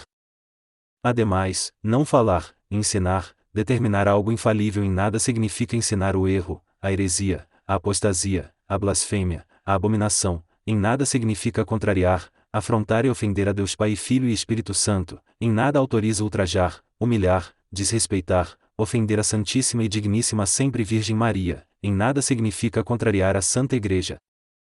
Tanto é assim que até 1958, com todos os erros e pecados dos considerados papas mais problemáticos, a Santa Igreja em nada mudou a doutrina, a fé, a moral, a liturgia, a catequese, os sacramentos, a evangelização, como vós sabeis. Mas a partir do chamado Papa Bom, falso Papa João XXIII, a falsa Igreja Católica em menos de 10 anos renegou e jogou fora de sua organização toda a verdade, toda a sagrada tradição e magistério, todo o amor e fidelidade a Deus, como vós denunciais. E se uniu e se associou às falsas religiões e seus falsos deuses que são demônios, à religião do ateísmo fundada por Satanás, ao comunismo e marxismo terrivelmente cruel, ao materialismo e à falsa ciência naturalista, desde então professando, participando, promovendo de toda sorte de ataques e ultrajes contra Deus em sua Santíssima Trindade e especialmente contra sua encarnação na e da Virgem Maria. Se vós precisais de mais alguma prova de que se trata de falsos papas e de falsa Igreja Católica, é porque vós estáis como os protestantes, com o entendimento obscurecido, com o coração endurecido e com a fé falsificada. A maçonaria, Sinagoga Suprema de Satã, testemunha em documento de 1819 intitulado Instrução Permanente da Alta Venda com instruções sobre o plano de assalto à Cátedra de São Pedro, que nenhum papa caiu em heresia e nem cairá. Por isso precisavam se infiltrar e impor falsos papas. Por providência divina esse documento chegou às mãos do Papa Leão XII. No documento, integralmente exposto numa carta pastoral do eminentíssimo bispo de Olinda, Dom Vital, lê-se: o Papa, seja ele quem for, não virá para as sociedades secretas, a estas é que cumpre dar os primeiros passos para a Igreja, a fim de vencê-los a ambos, o Papa e a Igreja, e em outra parte diz Alexandre VI, com todos os seus crimes particulares, não nos convinha, porque nunca errou em matéria de fé. Pelo vigor com que defendeu a Igreja, Oliveira, Dom Vital M. A maçonaria e os jesuítas, Instrução Pastoral. Tipografia do Apóstolo, Rua do Ouvidor, N16, Rio de Janeiro, 1875, p. 13-4. O próprio demônio professa através de sua sinagoga que nenhum papa, por mais pecador público seja, cai em heresia, apostasia, blasfêmia, abominação. Vós estáis tão errados em vosso pensamento e posição que contrariais até a S. Satã neste ponto. Uma das estratégias foi difamar os papas das piores coisas possíveis, coisa que vós ajudais o inferno a fazer, enquanto a infiltração a partir dos seminários ia sendo feita, e essa difamação vós reproduzis terrivelmente. Até que um agente maçom chegasse a cardeal e fosse eleito falso papa ocupando o lugar do Santo Padre, diz a instrução, assim marcharemos com mais firmeza ao assalto da Igreja. Teremos o dedinho de Pedro envolvido na conspiração quando o clero maçônico será chamado para a escolha do futuro pontífice, Ibidem P 14, 5 e 18. Esse primeiro falso papa implantaria a falsa Igreja Católica no lugar visível da Santa Igreja sem que as pessoas percebessem a impostura, pensando se tratar apenas de uma adequação da Igreja aos tempos modernos, diz a instrução, ande o clero debaixo das nossas bandeiras, pensando que marcha sempre sob o estandarte apostólico, Ibidem P. 19. A primeira tentativa de tomar de assalto o Vaticano foi em 1903 com o cardeal maçom e satanista Mariano Rampolla, vetado pelo imperador austro-húngaro valendo-se do direito de veto de um monarca católico que ainda estava vigente. Eleito em seu lugar Giuseppe Sarto com o nome de Pio X, o recuo se deu até 1958, tempo em que a maçonaria armou o plano de assalto definitivo, tornando a eleição de seu primeiro falso papa inevitável, o cardeal apóstata maçom Ângelo Roncalli, vulgo João 23, a partir dele todos os homens que se apresentam como papas são maçons satanistas, ou seja, falsos papas. Vós afirmais que João 23 tinha pensamento e atitude de um maçom, que seus escritos são maçonicos, mas que ele não seria maçom. Ora, se um animal tem tamanho de elefante, orelha de elefante, tromba de elefante, pata de elefante, se comporta e age como um elefante, é elefante. Dizeis que não haveria nenhuma prova de que Roncalli seria maçom, outro ingênuo engano vosso, os próprios maçons o admitem em seus escritos. Pierre Carpi, maçom do 33º, escreveu um livro de 240 pg, detalhando como foi a iniciação de Roncalli, João 23, na maçonaria. Carpi, Pierre. Las Profecias del Papa Juan Xi. Ediciones Martinez Roca, Madrid ESP, 1977. Antônio Arnaut, grão-mestre maçom do Grande Oriente Lusitano, 2002 a 2005, confirmou que Roncalli foi iniciado na maçonaria quando era núncio apostólico na Turquia. Arnaut, Antônio. Introdução à maçonaria. Imprensa da Universidade de Coimbra, Coimbra University Press, Coimbra por 2017, p. 63 e 144. Franco Bellegrandi, pertenceu à nobre e antiga elite militar do Vaticano, serviu como guardião de espada e capa dos falsos papas João 23 e Paulo VI, depois foi correspondente do El Osservatore Romano. Padre Luigi Villa trabalhou no Vaticano por 40 anos durante o pontificado de Pio XII. Nos falsos pontificados de Roncalli e Montigny, eram dos sacerdotes de confiança de Pio XII a ponto de receber do Santo Padre mandato papal para investigar a infiltração maçônica no episcopado e no clero. Pelo conhecimento que os dois tinham dos bastidores do Vaticano, pelo comportamento exemplar e excelência de suas posições, suas informações são dignas de fé. Em livro próprio, Bellegrandi e Villa revelaram, entre tantas coisas, que o conclave para eleger o sucessor de Pio XII foi tenso, violento e controlado pela maçonaria, que enviou ao Vaticano membros da loja Benai Berrite, para forçar a escolha do maçom Roncalli. Bellegrandi, Franco. Nishita Roncalli, controvita de um papa. Edizioni Internazionali di Literatura e Ciência Eilis, Roma Ita, 1994. Villa, Luigi. E o Papa c'è cambio la 6000 la Chiesa.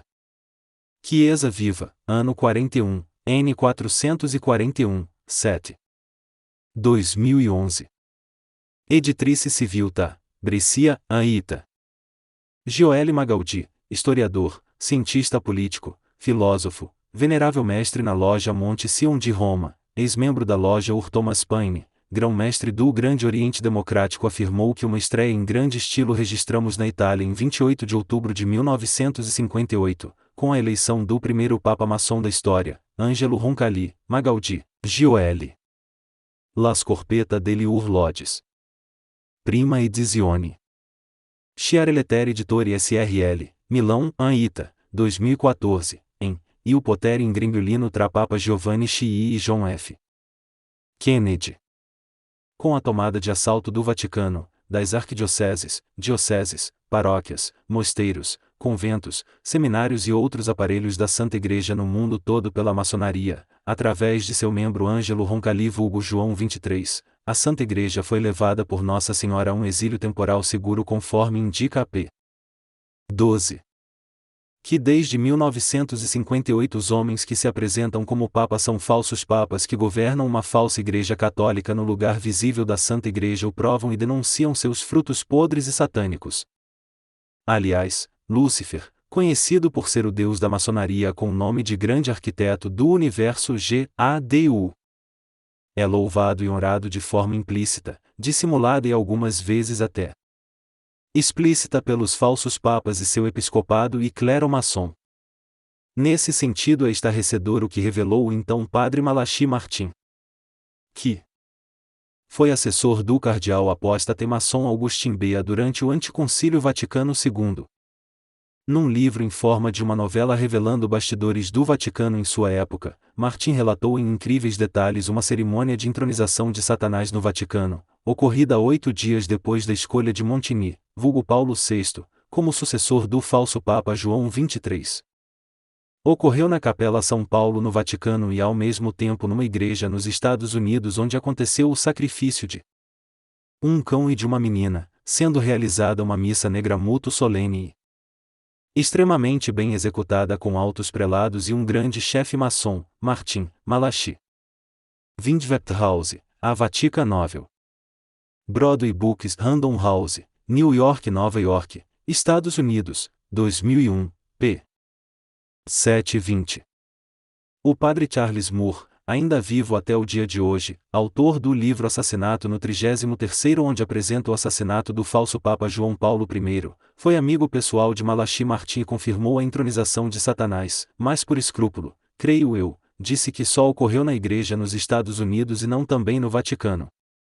Antes de morrer em situação até hoje não esclarecida, Martin confirmou em entrevistas que de fato tudo aconteceu como relatou. Ora, a cerimônia satânica foi muito solene como lê-se no relato de Martin, e faz parte dos rituais solenes a fumaça de incenso perfumado, como vós sabeis.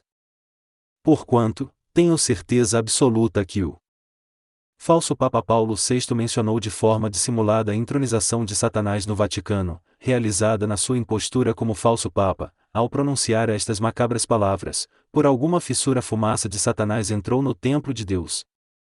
Ora, um Papa jamais diria algo assim, pois pelas chaves de poder e autoridade que recebe de nosso Senhor Jesus Cristo jamais o demônio teria meios de fazer-se penetrar no seio da Santa Igreja, portanto sem dúvida ele quis revelar de forma subtendida a entronização de Satanás da qual certamente participou.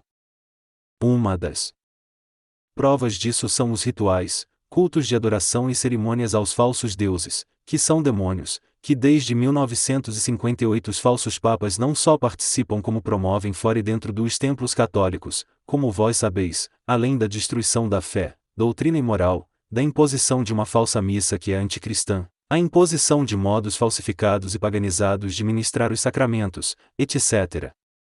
Certamente que para manter viva a vossa ilusão e utopia de que apesar da crise da Igreja desde 1958 até hoje sempre há um Papa verdadeiro no Vaticano, vós direis que aquilo até aqui apresentado são especulações fantasiosas e teorias da conspiração feitas por sedevacantistas, como fosse possível o corpo universal, místico, de nosso Senhor Jesus Cristo que tem a ele por cabeça entrar em crise.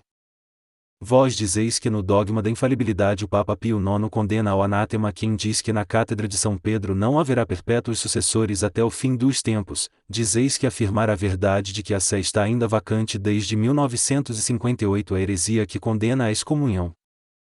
Estais enganados, vamos analisar bem o que decretou Pio IX no dogma da infalibilidade. Se alguém disser que não é por instituição do próprio Cristo Senhor ou por direito divino que o bem-aventurado Pedro tem perpétuos sucessores no primado sobre a Igreja Universal, ou que o Romano Pontífice não é o sucessor do bem-aventurado Pedro nesse mesmo primado, seja anátema, Pastor Aeternus, es volume 6.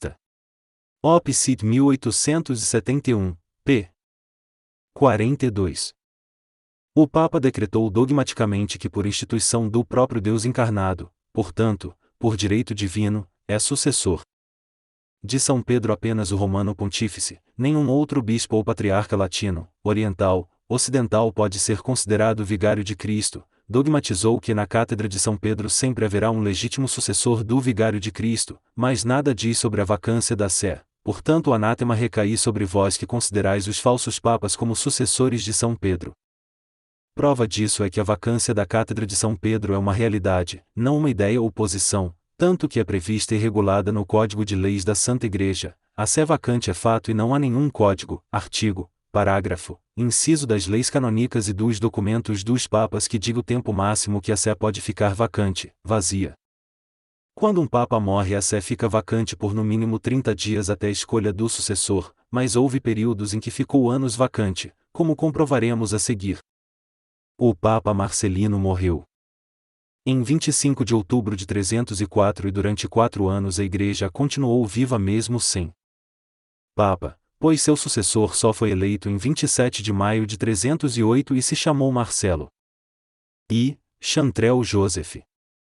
Análise Ecclesiastiques de 1846 a 1860, Histoire Resume de l'Église catholique. Éditeur Gaume Freires e J. Dupré, Paris, França, 1861, p. 4. Conferir também em Tobin, Greg. Selecting the Pope, Uncovering the Mysteries of Papal Elections. Sterling Publishing, New York, a Nova York, Estados Unidos, 2009, p. 53. Clemente IV morreu em 29 de novembro de 1269, a sé ficou vacante por 3 anos até que em 1º de setembro de 1271 foi eleito o cardeal Teobaldo Visconti que se chamou Gregório X, Chantrel Joseph, Op. Cit. 1861, p. 11. Nicolau IV, Tinei, morreu em 4 de abril de 1292 e a sé ficou vazia por 2 anos e 3 meses, quando em 7 de julho de 1294 foi eleito o cardeal Pierre Moroni, Papa Celestino V, e Biden. Com a morte de Honório II em 1130, cardeais que não aceitaram a eleição de Gregório Papareschi, Inocêncio II, elegeram no mesmo dia o cardeal Pietro Perleoni que se chamou Anacleto II. Sua eleição foi inválida, se tornando um antipapa e causando um cismo. Entretanto, governou o Vaticano por 8 anos, enquanto Inocêncio II se refugiou na França. M.C. Brien, Richard, Op. Cit. 2004, p. 204-5. A vacância da sé durou 8 anos e só encerrou com a morte de Anacleto II quando os partidários do antipapa Vítor IV, mas devido à forte ação de São Bernardo de Claraval ele renunciou, abrindo o caminho para que Inocêncio II assumisse definitivamente a cátedra de São Pedro, e Biden. No cisma do Ocidente de 1378 a 1417 papas ilegítimos, portanto nulos, ocuparam a Santa Sé que ficou vacante por conta da confusão estabelecida. Por 39 anos a Igreja ficou sem Papa legítimo. A vacância da Sé atual já dura 67 anos de maneira mais terrível, pois nos cismas aqueles que se declararam Papa pelo menos eram católicos, fiéis a Jesus Cristo e à Santa Igreja, foram inválidos porque suas eleições foram inválidas, mas os falsos papas desde João 23 não são católicos e fazem questão de o dizer, demonstrando com ardor que estão contra Jesus Cristo e a favor do Anticristo, como vós sabeis. Quanto ao cânon do dogma da infalibilidade do Papa decretado e proclamado por Pio IX no que tange a que sempre haverá um sucessor de São Pedro na cátedra de São Pedro e anatematiza quem afirmar o contrário, o anátema recaí sobre vós, pois que além de a sé ter ficado vacante por muitos anos sem a definição de um romano pontífice sucessor do falecido, nos cismas. Muito a sé de Roma foi ocupada por muitos mais anos ainda por homens que não eram Papa, isto é, ficou vacante como está vacante desde 1958 só que ocupada por declarados inimigos de Nosso Senhor Jesus Cristo. Nestes 67 anos de sé vacante desde a morte de Pio XII, maçons afiliados ou associados a seitas maçonicas, como agentes de Satanás usurpam o Vaticano se apresentando como papas e bispos, enganando a incautos, ingênuos e desatentos, impondo uma falsa igreja no lugar da Santa Igreja usurpando o Vaticano, os prédios e todos os aparelhos e imagem visível da Santa Igreja no mundo todo.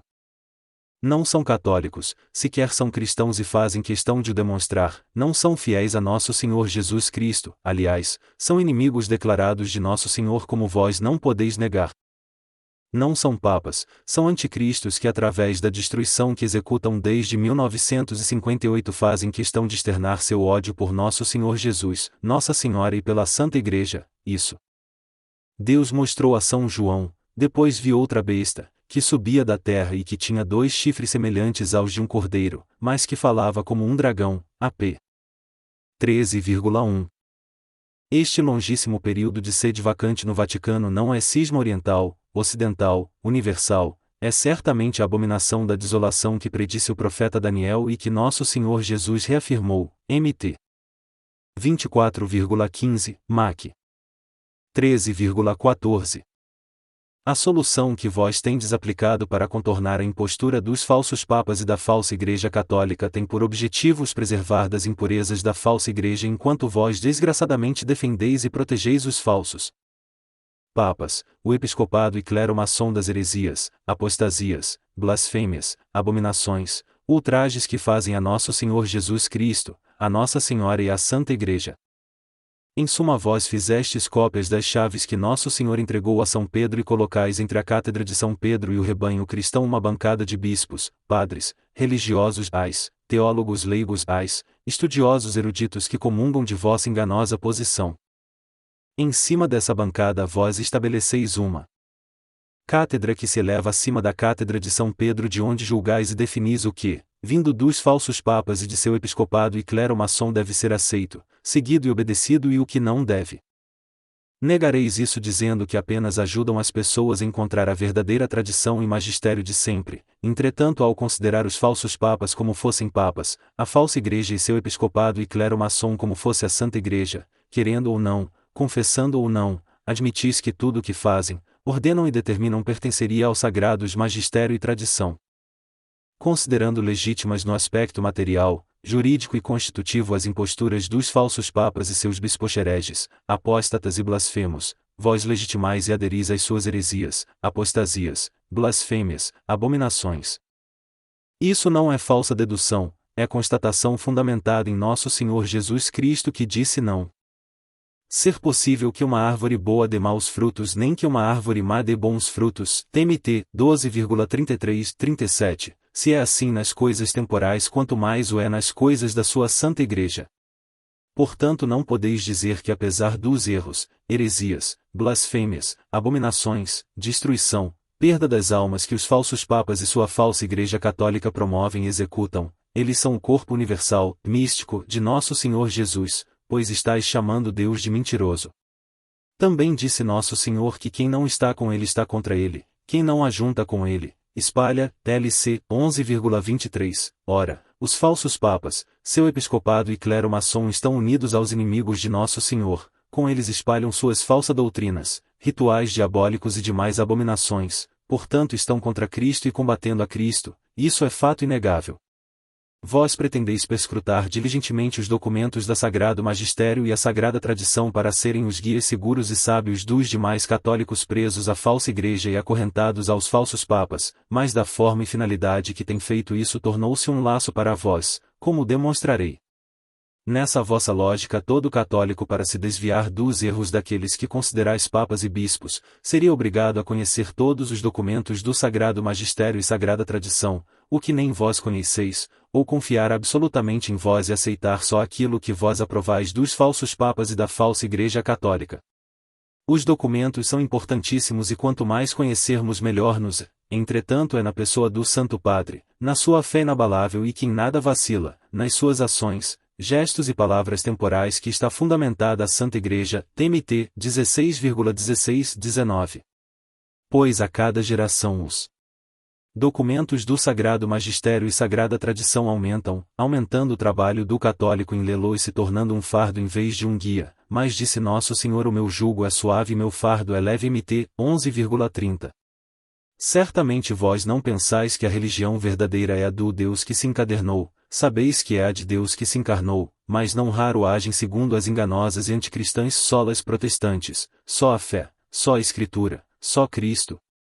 Ao se fiar na perscrutação dos documentos da Santa Igreja dizeis para os católicos se unirem aos falsos papas e a não saírem da falsa igreja, injuriosamente dizeis para fugirem do que chamais de a heresia terrível do sedevacantismo, mas a sé ainda vacante é fato é realidade, não uma ideia ou uma posição. Com as cópias das chaves de São Pedro que fizestes dizeis aos incautos, ingênuos enganados que lhes ajudarão a discernir o que é certo e errado, o que é bom e mal que venha dos falsos papas e de seu episcopado e clero maçom, e impedis que se desliguem dos falsos papas e deixem a falsa Igreja Católica, temerariamente agem como os escribas e fariseus que combateram a Nosso Senhor, ai de vós, doutores da lei, que usurpastes a chave da ciência, e nem entrastes vós, nem deixastes entrar os que queriam entrar. LC 11,52. Sem intenção ou malícia, espero eu, vós acabais por se fazer um grupo de iluminados que alcançaram, uns mais outros menos, a iluminação estudando o puro conhecimento católico. Isso é gnosticismo cristão. Vós dizeis que a missa nova imposta pelo falso Papa Paulo VI é ilícita, contaminada com toda sorte de erros, impurezas e heresias, mas que o católico pode e deve frequentá-la se não tem como ir à missa tradicional. Enquanto pensais que vós tendo acesso à missa tradicional estáis mais elevados e mais seguros, entretanto sendo celebrada em união ao falso Papa é tão ilícita e contaminada quanto a missa nova, pois que a unem a Belial. Quem tomaria um copo de água não temendo que contivesse só uma gota de veneno mortal?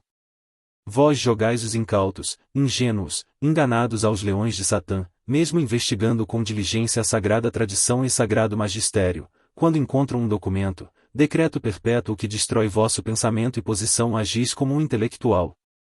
E líder protestante, indaís vossa própria interpretação para anular o decreto, basta citar a bula cum ex apostolatus do Papa Paulo IV.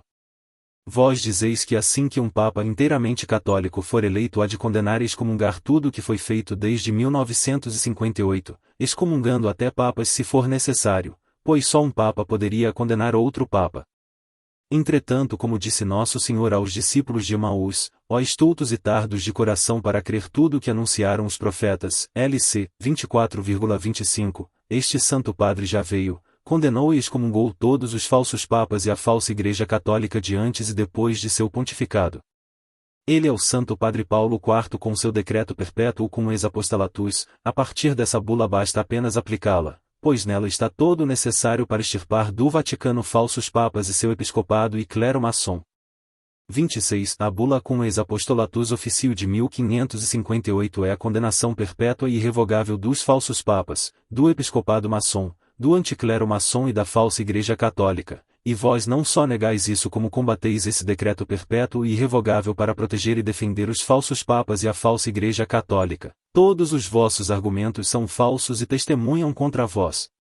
Vós negais a perpetuidade e infalibilidade da bula cum ex negando mesmo aquelas condições que vós inventais serem necessárias para que um dogma ou decreto do Papa seja infalível e válido para sempre, que já comproveis serem falsas, o Papa falar como pastor e doutor universal, definir algo sobre doutrina, moral e fé, definir para toda a Igreja, condenar a proposição contrária. Ora, mesmo se nos fundamentarmos por essa lei da Igreja criada por vós não podeis negar a infalibilidade e perpetuidade da bula cum ex apostolatus, portanto não poderíeis negar a verdade de que a sé está vacante desde 1958.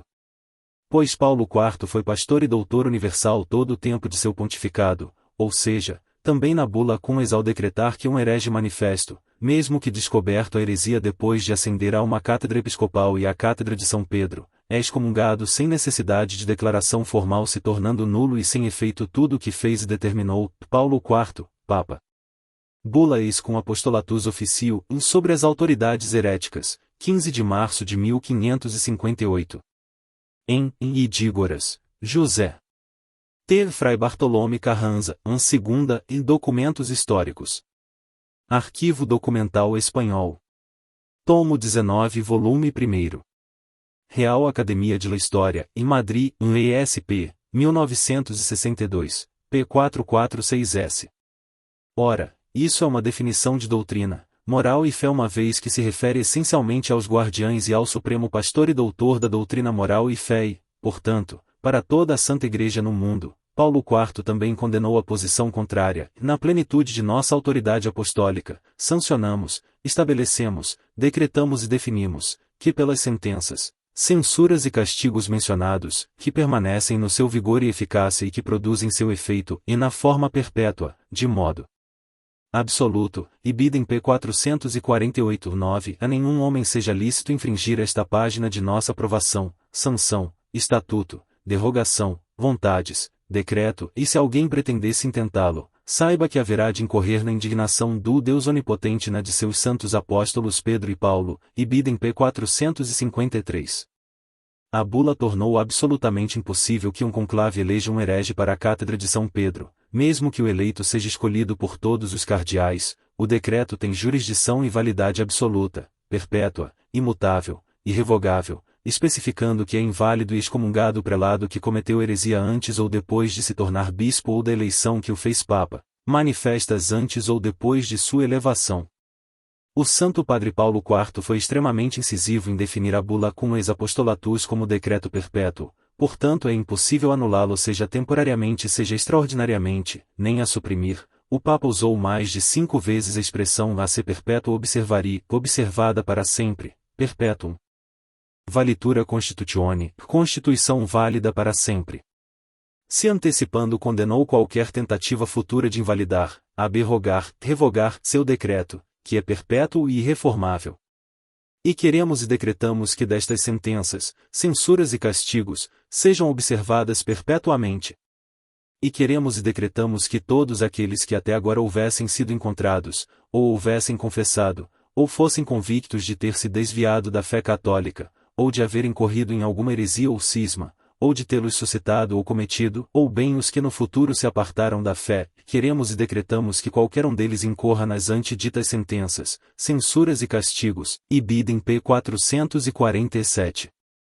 Mais de 5 vezes decretou que a bula é válida para sempre e que jamais pode ser revogada, anulada, reformada substituída nunca e por ninguém. Paulo IV decretou que se aplica até ao clérigo investido do pontificado, e agregamos que se em algum tempo acontecesse que um bispo, incluso na função de arcebispo, ou de patriarca, ou primado, ou um cardeal, incluso na função de legado, ou eleito pontífice romano que antes de sua promoção ao cardinalato ou assunção ao pontificado, se houvesse desviado da fé católica, ou houvesse caído em heresia, ou incorrido em cisma, ou houvesse suscitado ou cometido a promoção ou a assunção, incluso se esta houver ocorrido com o acordo unânime de todos os cardeais, é nula, inválida e sem nenhum efeito, e de nenhum modo pode considerar-se que tal assunção tenha adquirido validez, por aceitação do cargo e por sua consagração, ou pela subsequente possessão ou quase possessão de governo e administração, ou pela mesma entronização ou veneração do pontífice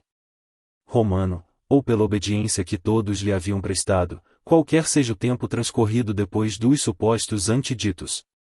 Tal assunção não será tida por legítima em nenhuma de suas partes, e não será possível considerar que se é outorgado ou se outorga alguma faculdade de administrar nas coisas temporais ou espirituais aos que são promovidos, em tais circunstâncias, a dignidade de bispo, arcebispo, patriarca ou primado, ou aos que têm assumido a função de cardeais, ou de pontífice romano. Senão que pelo contrário todos e cada um dos pronunciamentos, feitos, atos e resoluções e seus consequentes efeitos carecem de força, e não outorgam nenhuma validez, e nenhum direito a ninguém. Ibidem, p. 451. Quando o Santo Padre Paulo IV dogmatizou essas penalidades, condenações, anátemas e excomunhões, o mundo já sofria as satânicas consequências da revolta protestante. Já havia religiosos, padres e até bispos não só simpáticos ao protestantismo como já infiltrando o veneno protestante na Santa Igreja. O Papa, por inspiração e assistência divina, cercou a Cátedra de São Pedro com muralha impenetrável.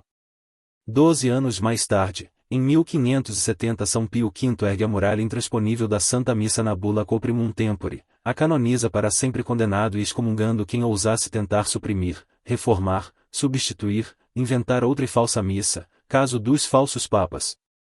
Paulo IV não fez mais que canonizar o anátema que São Paulo lançou até aos apóstolos e aos anjos caso declarassem uma só heresia, se isso fosse possível a eles, ainda que nós mesmos ou um anjo do céu vos anuncie um evangelho diferente daquele que vos temos anunciado, seja anátema.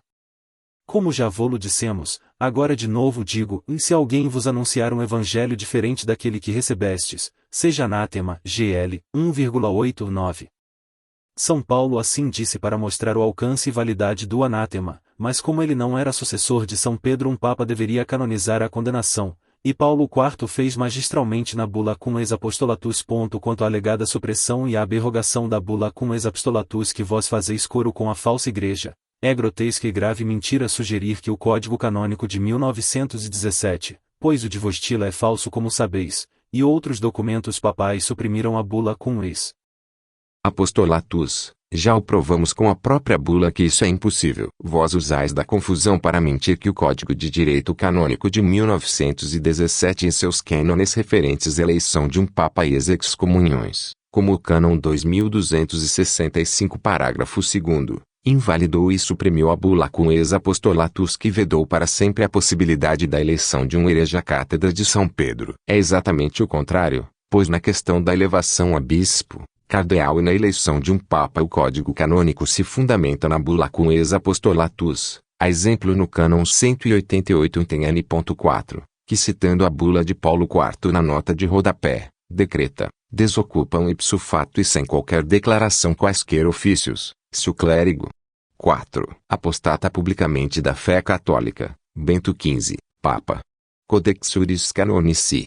Tipis Poliglotis Vaticanis, Vaticano VT. Romita, livro 2º, das pessoas, parte 1º, dos clérigos, capítulo 2º, 1917. Outros cânones fundamentados na bula cum ex apostolatus, 167 parágrafo 5º da bula, 218, parágrafo 1º da bula, 373, parágrafo 4º parágrafo 5º da bula, 1435 parágrafo 4º e 6º da bula, 1556 parágrafo 1º da bula, 1657, parágrafo 1º parágrafo 5º da bula, 1757, parágrafo 2º parágrafo 5º da bula, 2198 parágrafo 7º da bula, 2207 parágrafo 1º da bula, 2209, parágrafo 7º parágrafo 5º da bula,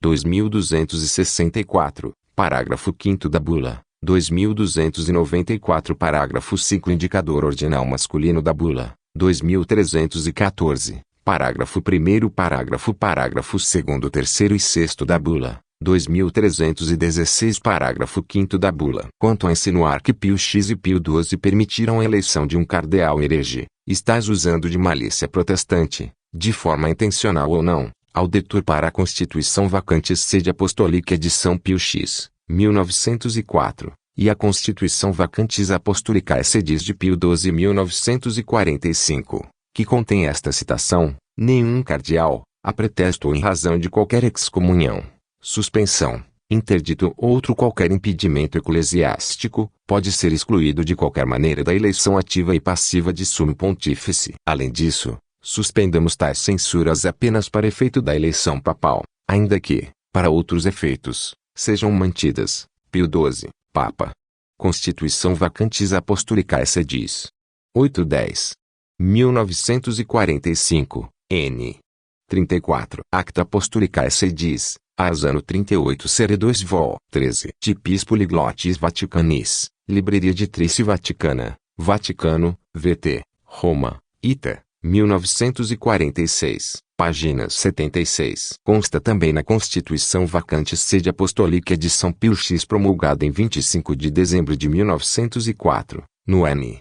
29. O supracitado tem mesmo a redação da legislação sobre a eleição papal promulgada por Clemente V em Constitutiones Clementinae de 1317, capitão 2, ni Romano e parágrafo 4, Dilect, e Pio IV na bula in Eligendis de 9 de outubro de 1562 no parágrafo 29 e Gregório XV na bula Aeterni Patris de 15 de novembro de 1621 no parágrafo 22, por isso são citadas nas constituições da eleição do Papa promulgadas por Pio X e Pio XII. Ora, por outro artigo da Constituição de Pio XII, a última sobre a questão, podemos entender o óbvio. Os papas falaram de cardeais suspeitos de ter feito alguma coisa que demandasse excomunhão ipso facto, latae sententiae formal, que poderia ser lançado nos momentos que antecedem o conclave. Tanto é assim que na mesma Constituição Pio XII reafirmou o decreto de impedimento dos cardeais depostos. Ora, o que é mais grave e causa mais impedimento?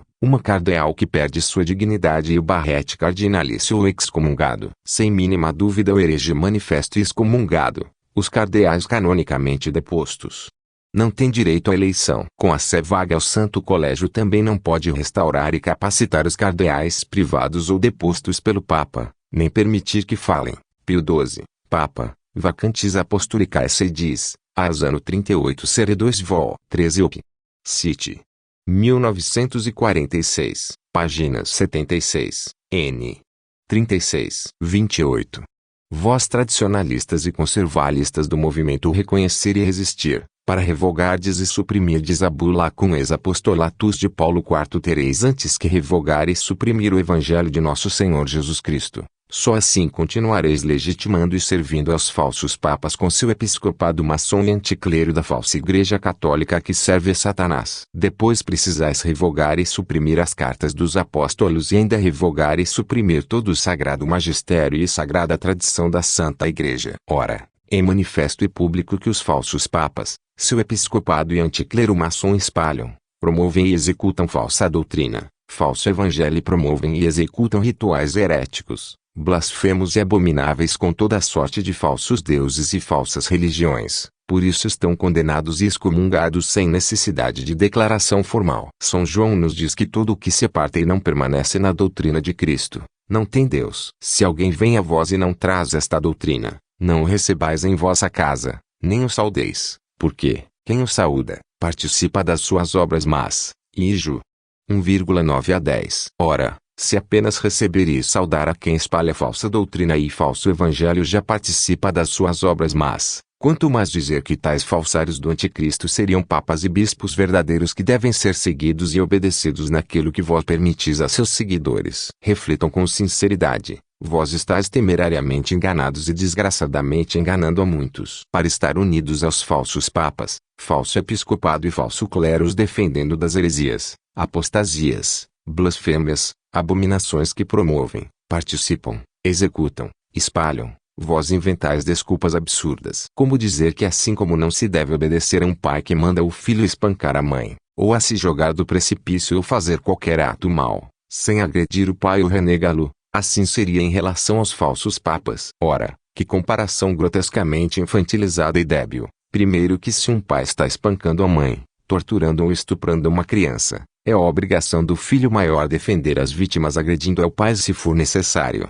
Portanto, tal comparação tola não se aplica aos falsos papas. Tal ideia é sentimentalista, humanista, carente. Comparar o Santo Padre a um pai de família, diminuir, relativizar e protestanizar o primado de São Pedro, é também gnosticismo cristão. Depois que Deus é Pai que se fez homem em sua pessoa de Filho por obra de sua pessoa de Espírito Santo, ora, Deus se fez homem em sua pessoa de Filho e deixou na terra um representante para agir em sua pessoa, o Santo Padre Papa. Portanto, quando falamos do Santo Padre como Pai se refere à representação da paternidade divina que possui por decreto de Deus, o que expõe ao ridículo tal comparação tradicionalista, pois Deus Pai, Filho e Espírito Santo não é violento, mentiroso, mau nem nos manda fazer tais coisas. Logo, o Santo Padre, vigário que representa e age em nome de Deus encarnado não é violento, mentiroso, mau nem nos manda fazer tais coisas. A vacância da sé de São Pedro desde 1958 é uma triste e dura realidade, não é uma ideia, uma posição, uma rebeldia de quem afirma essa verdade. Vós chamais de heresia do sedevacantismo. Entretanto, vós que estáis unidos aos falsos papas e sois membros da falsa Igreja Católica anticristã, sois adeptos do abominável sedesatanismo, como comprova esta carta escrita por amor, caridade e admoestação a vós. Eis que não tendes mais argumentos nem desculpas para continuarem unidos aos falsos papas e a serem membros de uma falsa Igreja Católica que é o corpo do anticristo. Porquanto, o sedevacantismo tem sim problemas e dificuldades, pois não havendo papa, os bispos e padres legítimos e fiéis a nosso Senhor Jesus Cristo e sua Santa Igreja estão sem uma autoridade que lhes governe, ilumine, oriente, proteja. 29. O Santo Padre é o servo dos servos de Deus. Quanto a mim, primeiro monarca católico virtual, rei do Virtus Reino de Portugal, Brasil e Algarves, Sou o servo dos servos do Santo Padre. Com essa missão apresentarei uma ação proativa ao orbe católico para que, se for da vontade e querer de Deus, iniciar a reunião dos bispos e padres legítimos a fim de criarmos as condições para, enfim, realizarem a sucessão do Santo Padre Pio XII, falecido em 1958. Para tanto a vossa ajuda, colaboração, conhecimento, inteligência, amor a Deus, a Virgem Maria, a Santa Igreja é de fundamental importância. Caríssimos bispos, padres, religiosos, leigos dos grupos tradicionalistas e conservalistas do movimento RR, reconsiderai vossa errada, enganosa e anticatólica posição. Vamos estabelecer um canal de conversa para esclarecer mais e melhor tudo o que expus nesta longa exortação real. Vós não podeis colocar os falsos papas acima de nosso Senhor Jesus Cristo. Vós afirmais que estáis unidos aos impostores, assim uni-vos ao corpo do anticristo. E cada vez que eles açoitam e ultrajam a nosso Senhor, vossas mãos participam dos açoites. Vossas línguas espalham os ultrajes. Quer admitais ou não, quereis ou não. Se Deus os iluminou para que vejais os erros, heresias, apostasias, blasfêmias, abominações dos falsos papas e da falsa Igreja Católica, é porque não quer que estejais unidos a isso. Não esqueçais que a quem muito é dado, muito será cobrado. LC 12,48. Entretanto, se mesmo com esta exortação continuardes com a servidura inclinada ao anticristo, recairá sobre vós todas as condenações e penalidades decretadas pelos santos padres, e a indignação dos santos apóstolos São Pedro e São Paulo, e o que é mais terrível ainda, a indignação de Deus Todo-Poderoso. Despeço-me colocando-me à vossa disposição como humilde servo caso vós volteis a ser católicos apostólicos romanos. Do contrário, serei um contundente opositor. Que nosso Senhor Jesus Cristo tenha misericórdia e piedade de nós. Que a Santíssima e Digníssima Virgem Maria nos defenda diante do Justíssimo Juiz. Que o sucessor do Santo Padre Pio XII seja logo eleito. Tudo para a honra e glória de Deus, que é Pai, Filho e Espírito Santo. Gabriel I Mariano, virtual rei do Virtus Reino de Portugal, Brasil e Algarve, aos 21 de abril do ano 2025 da encarnação de Nosso Senhor. Por ordem real, publique-se, divulgue-se, imprima-se em todo o orbe católico.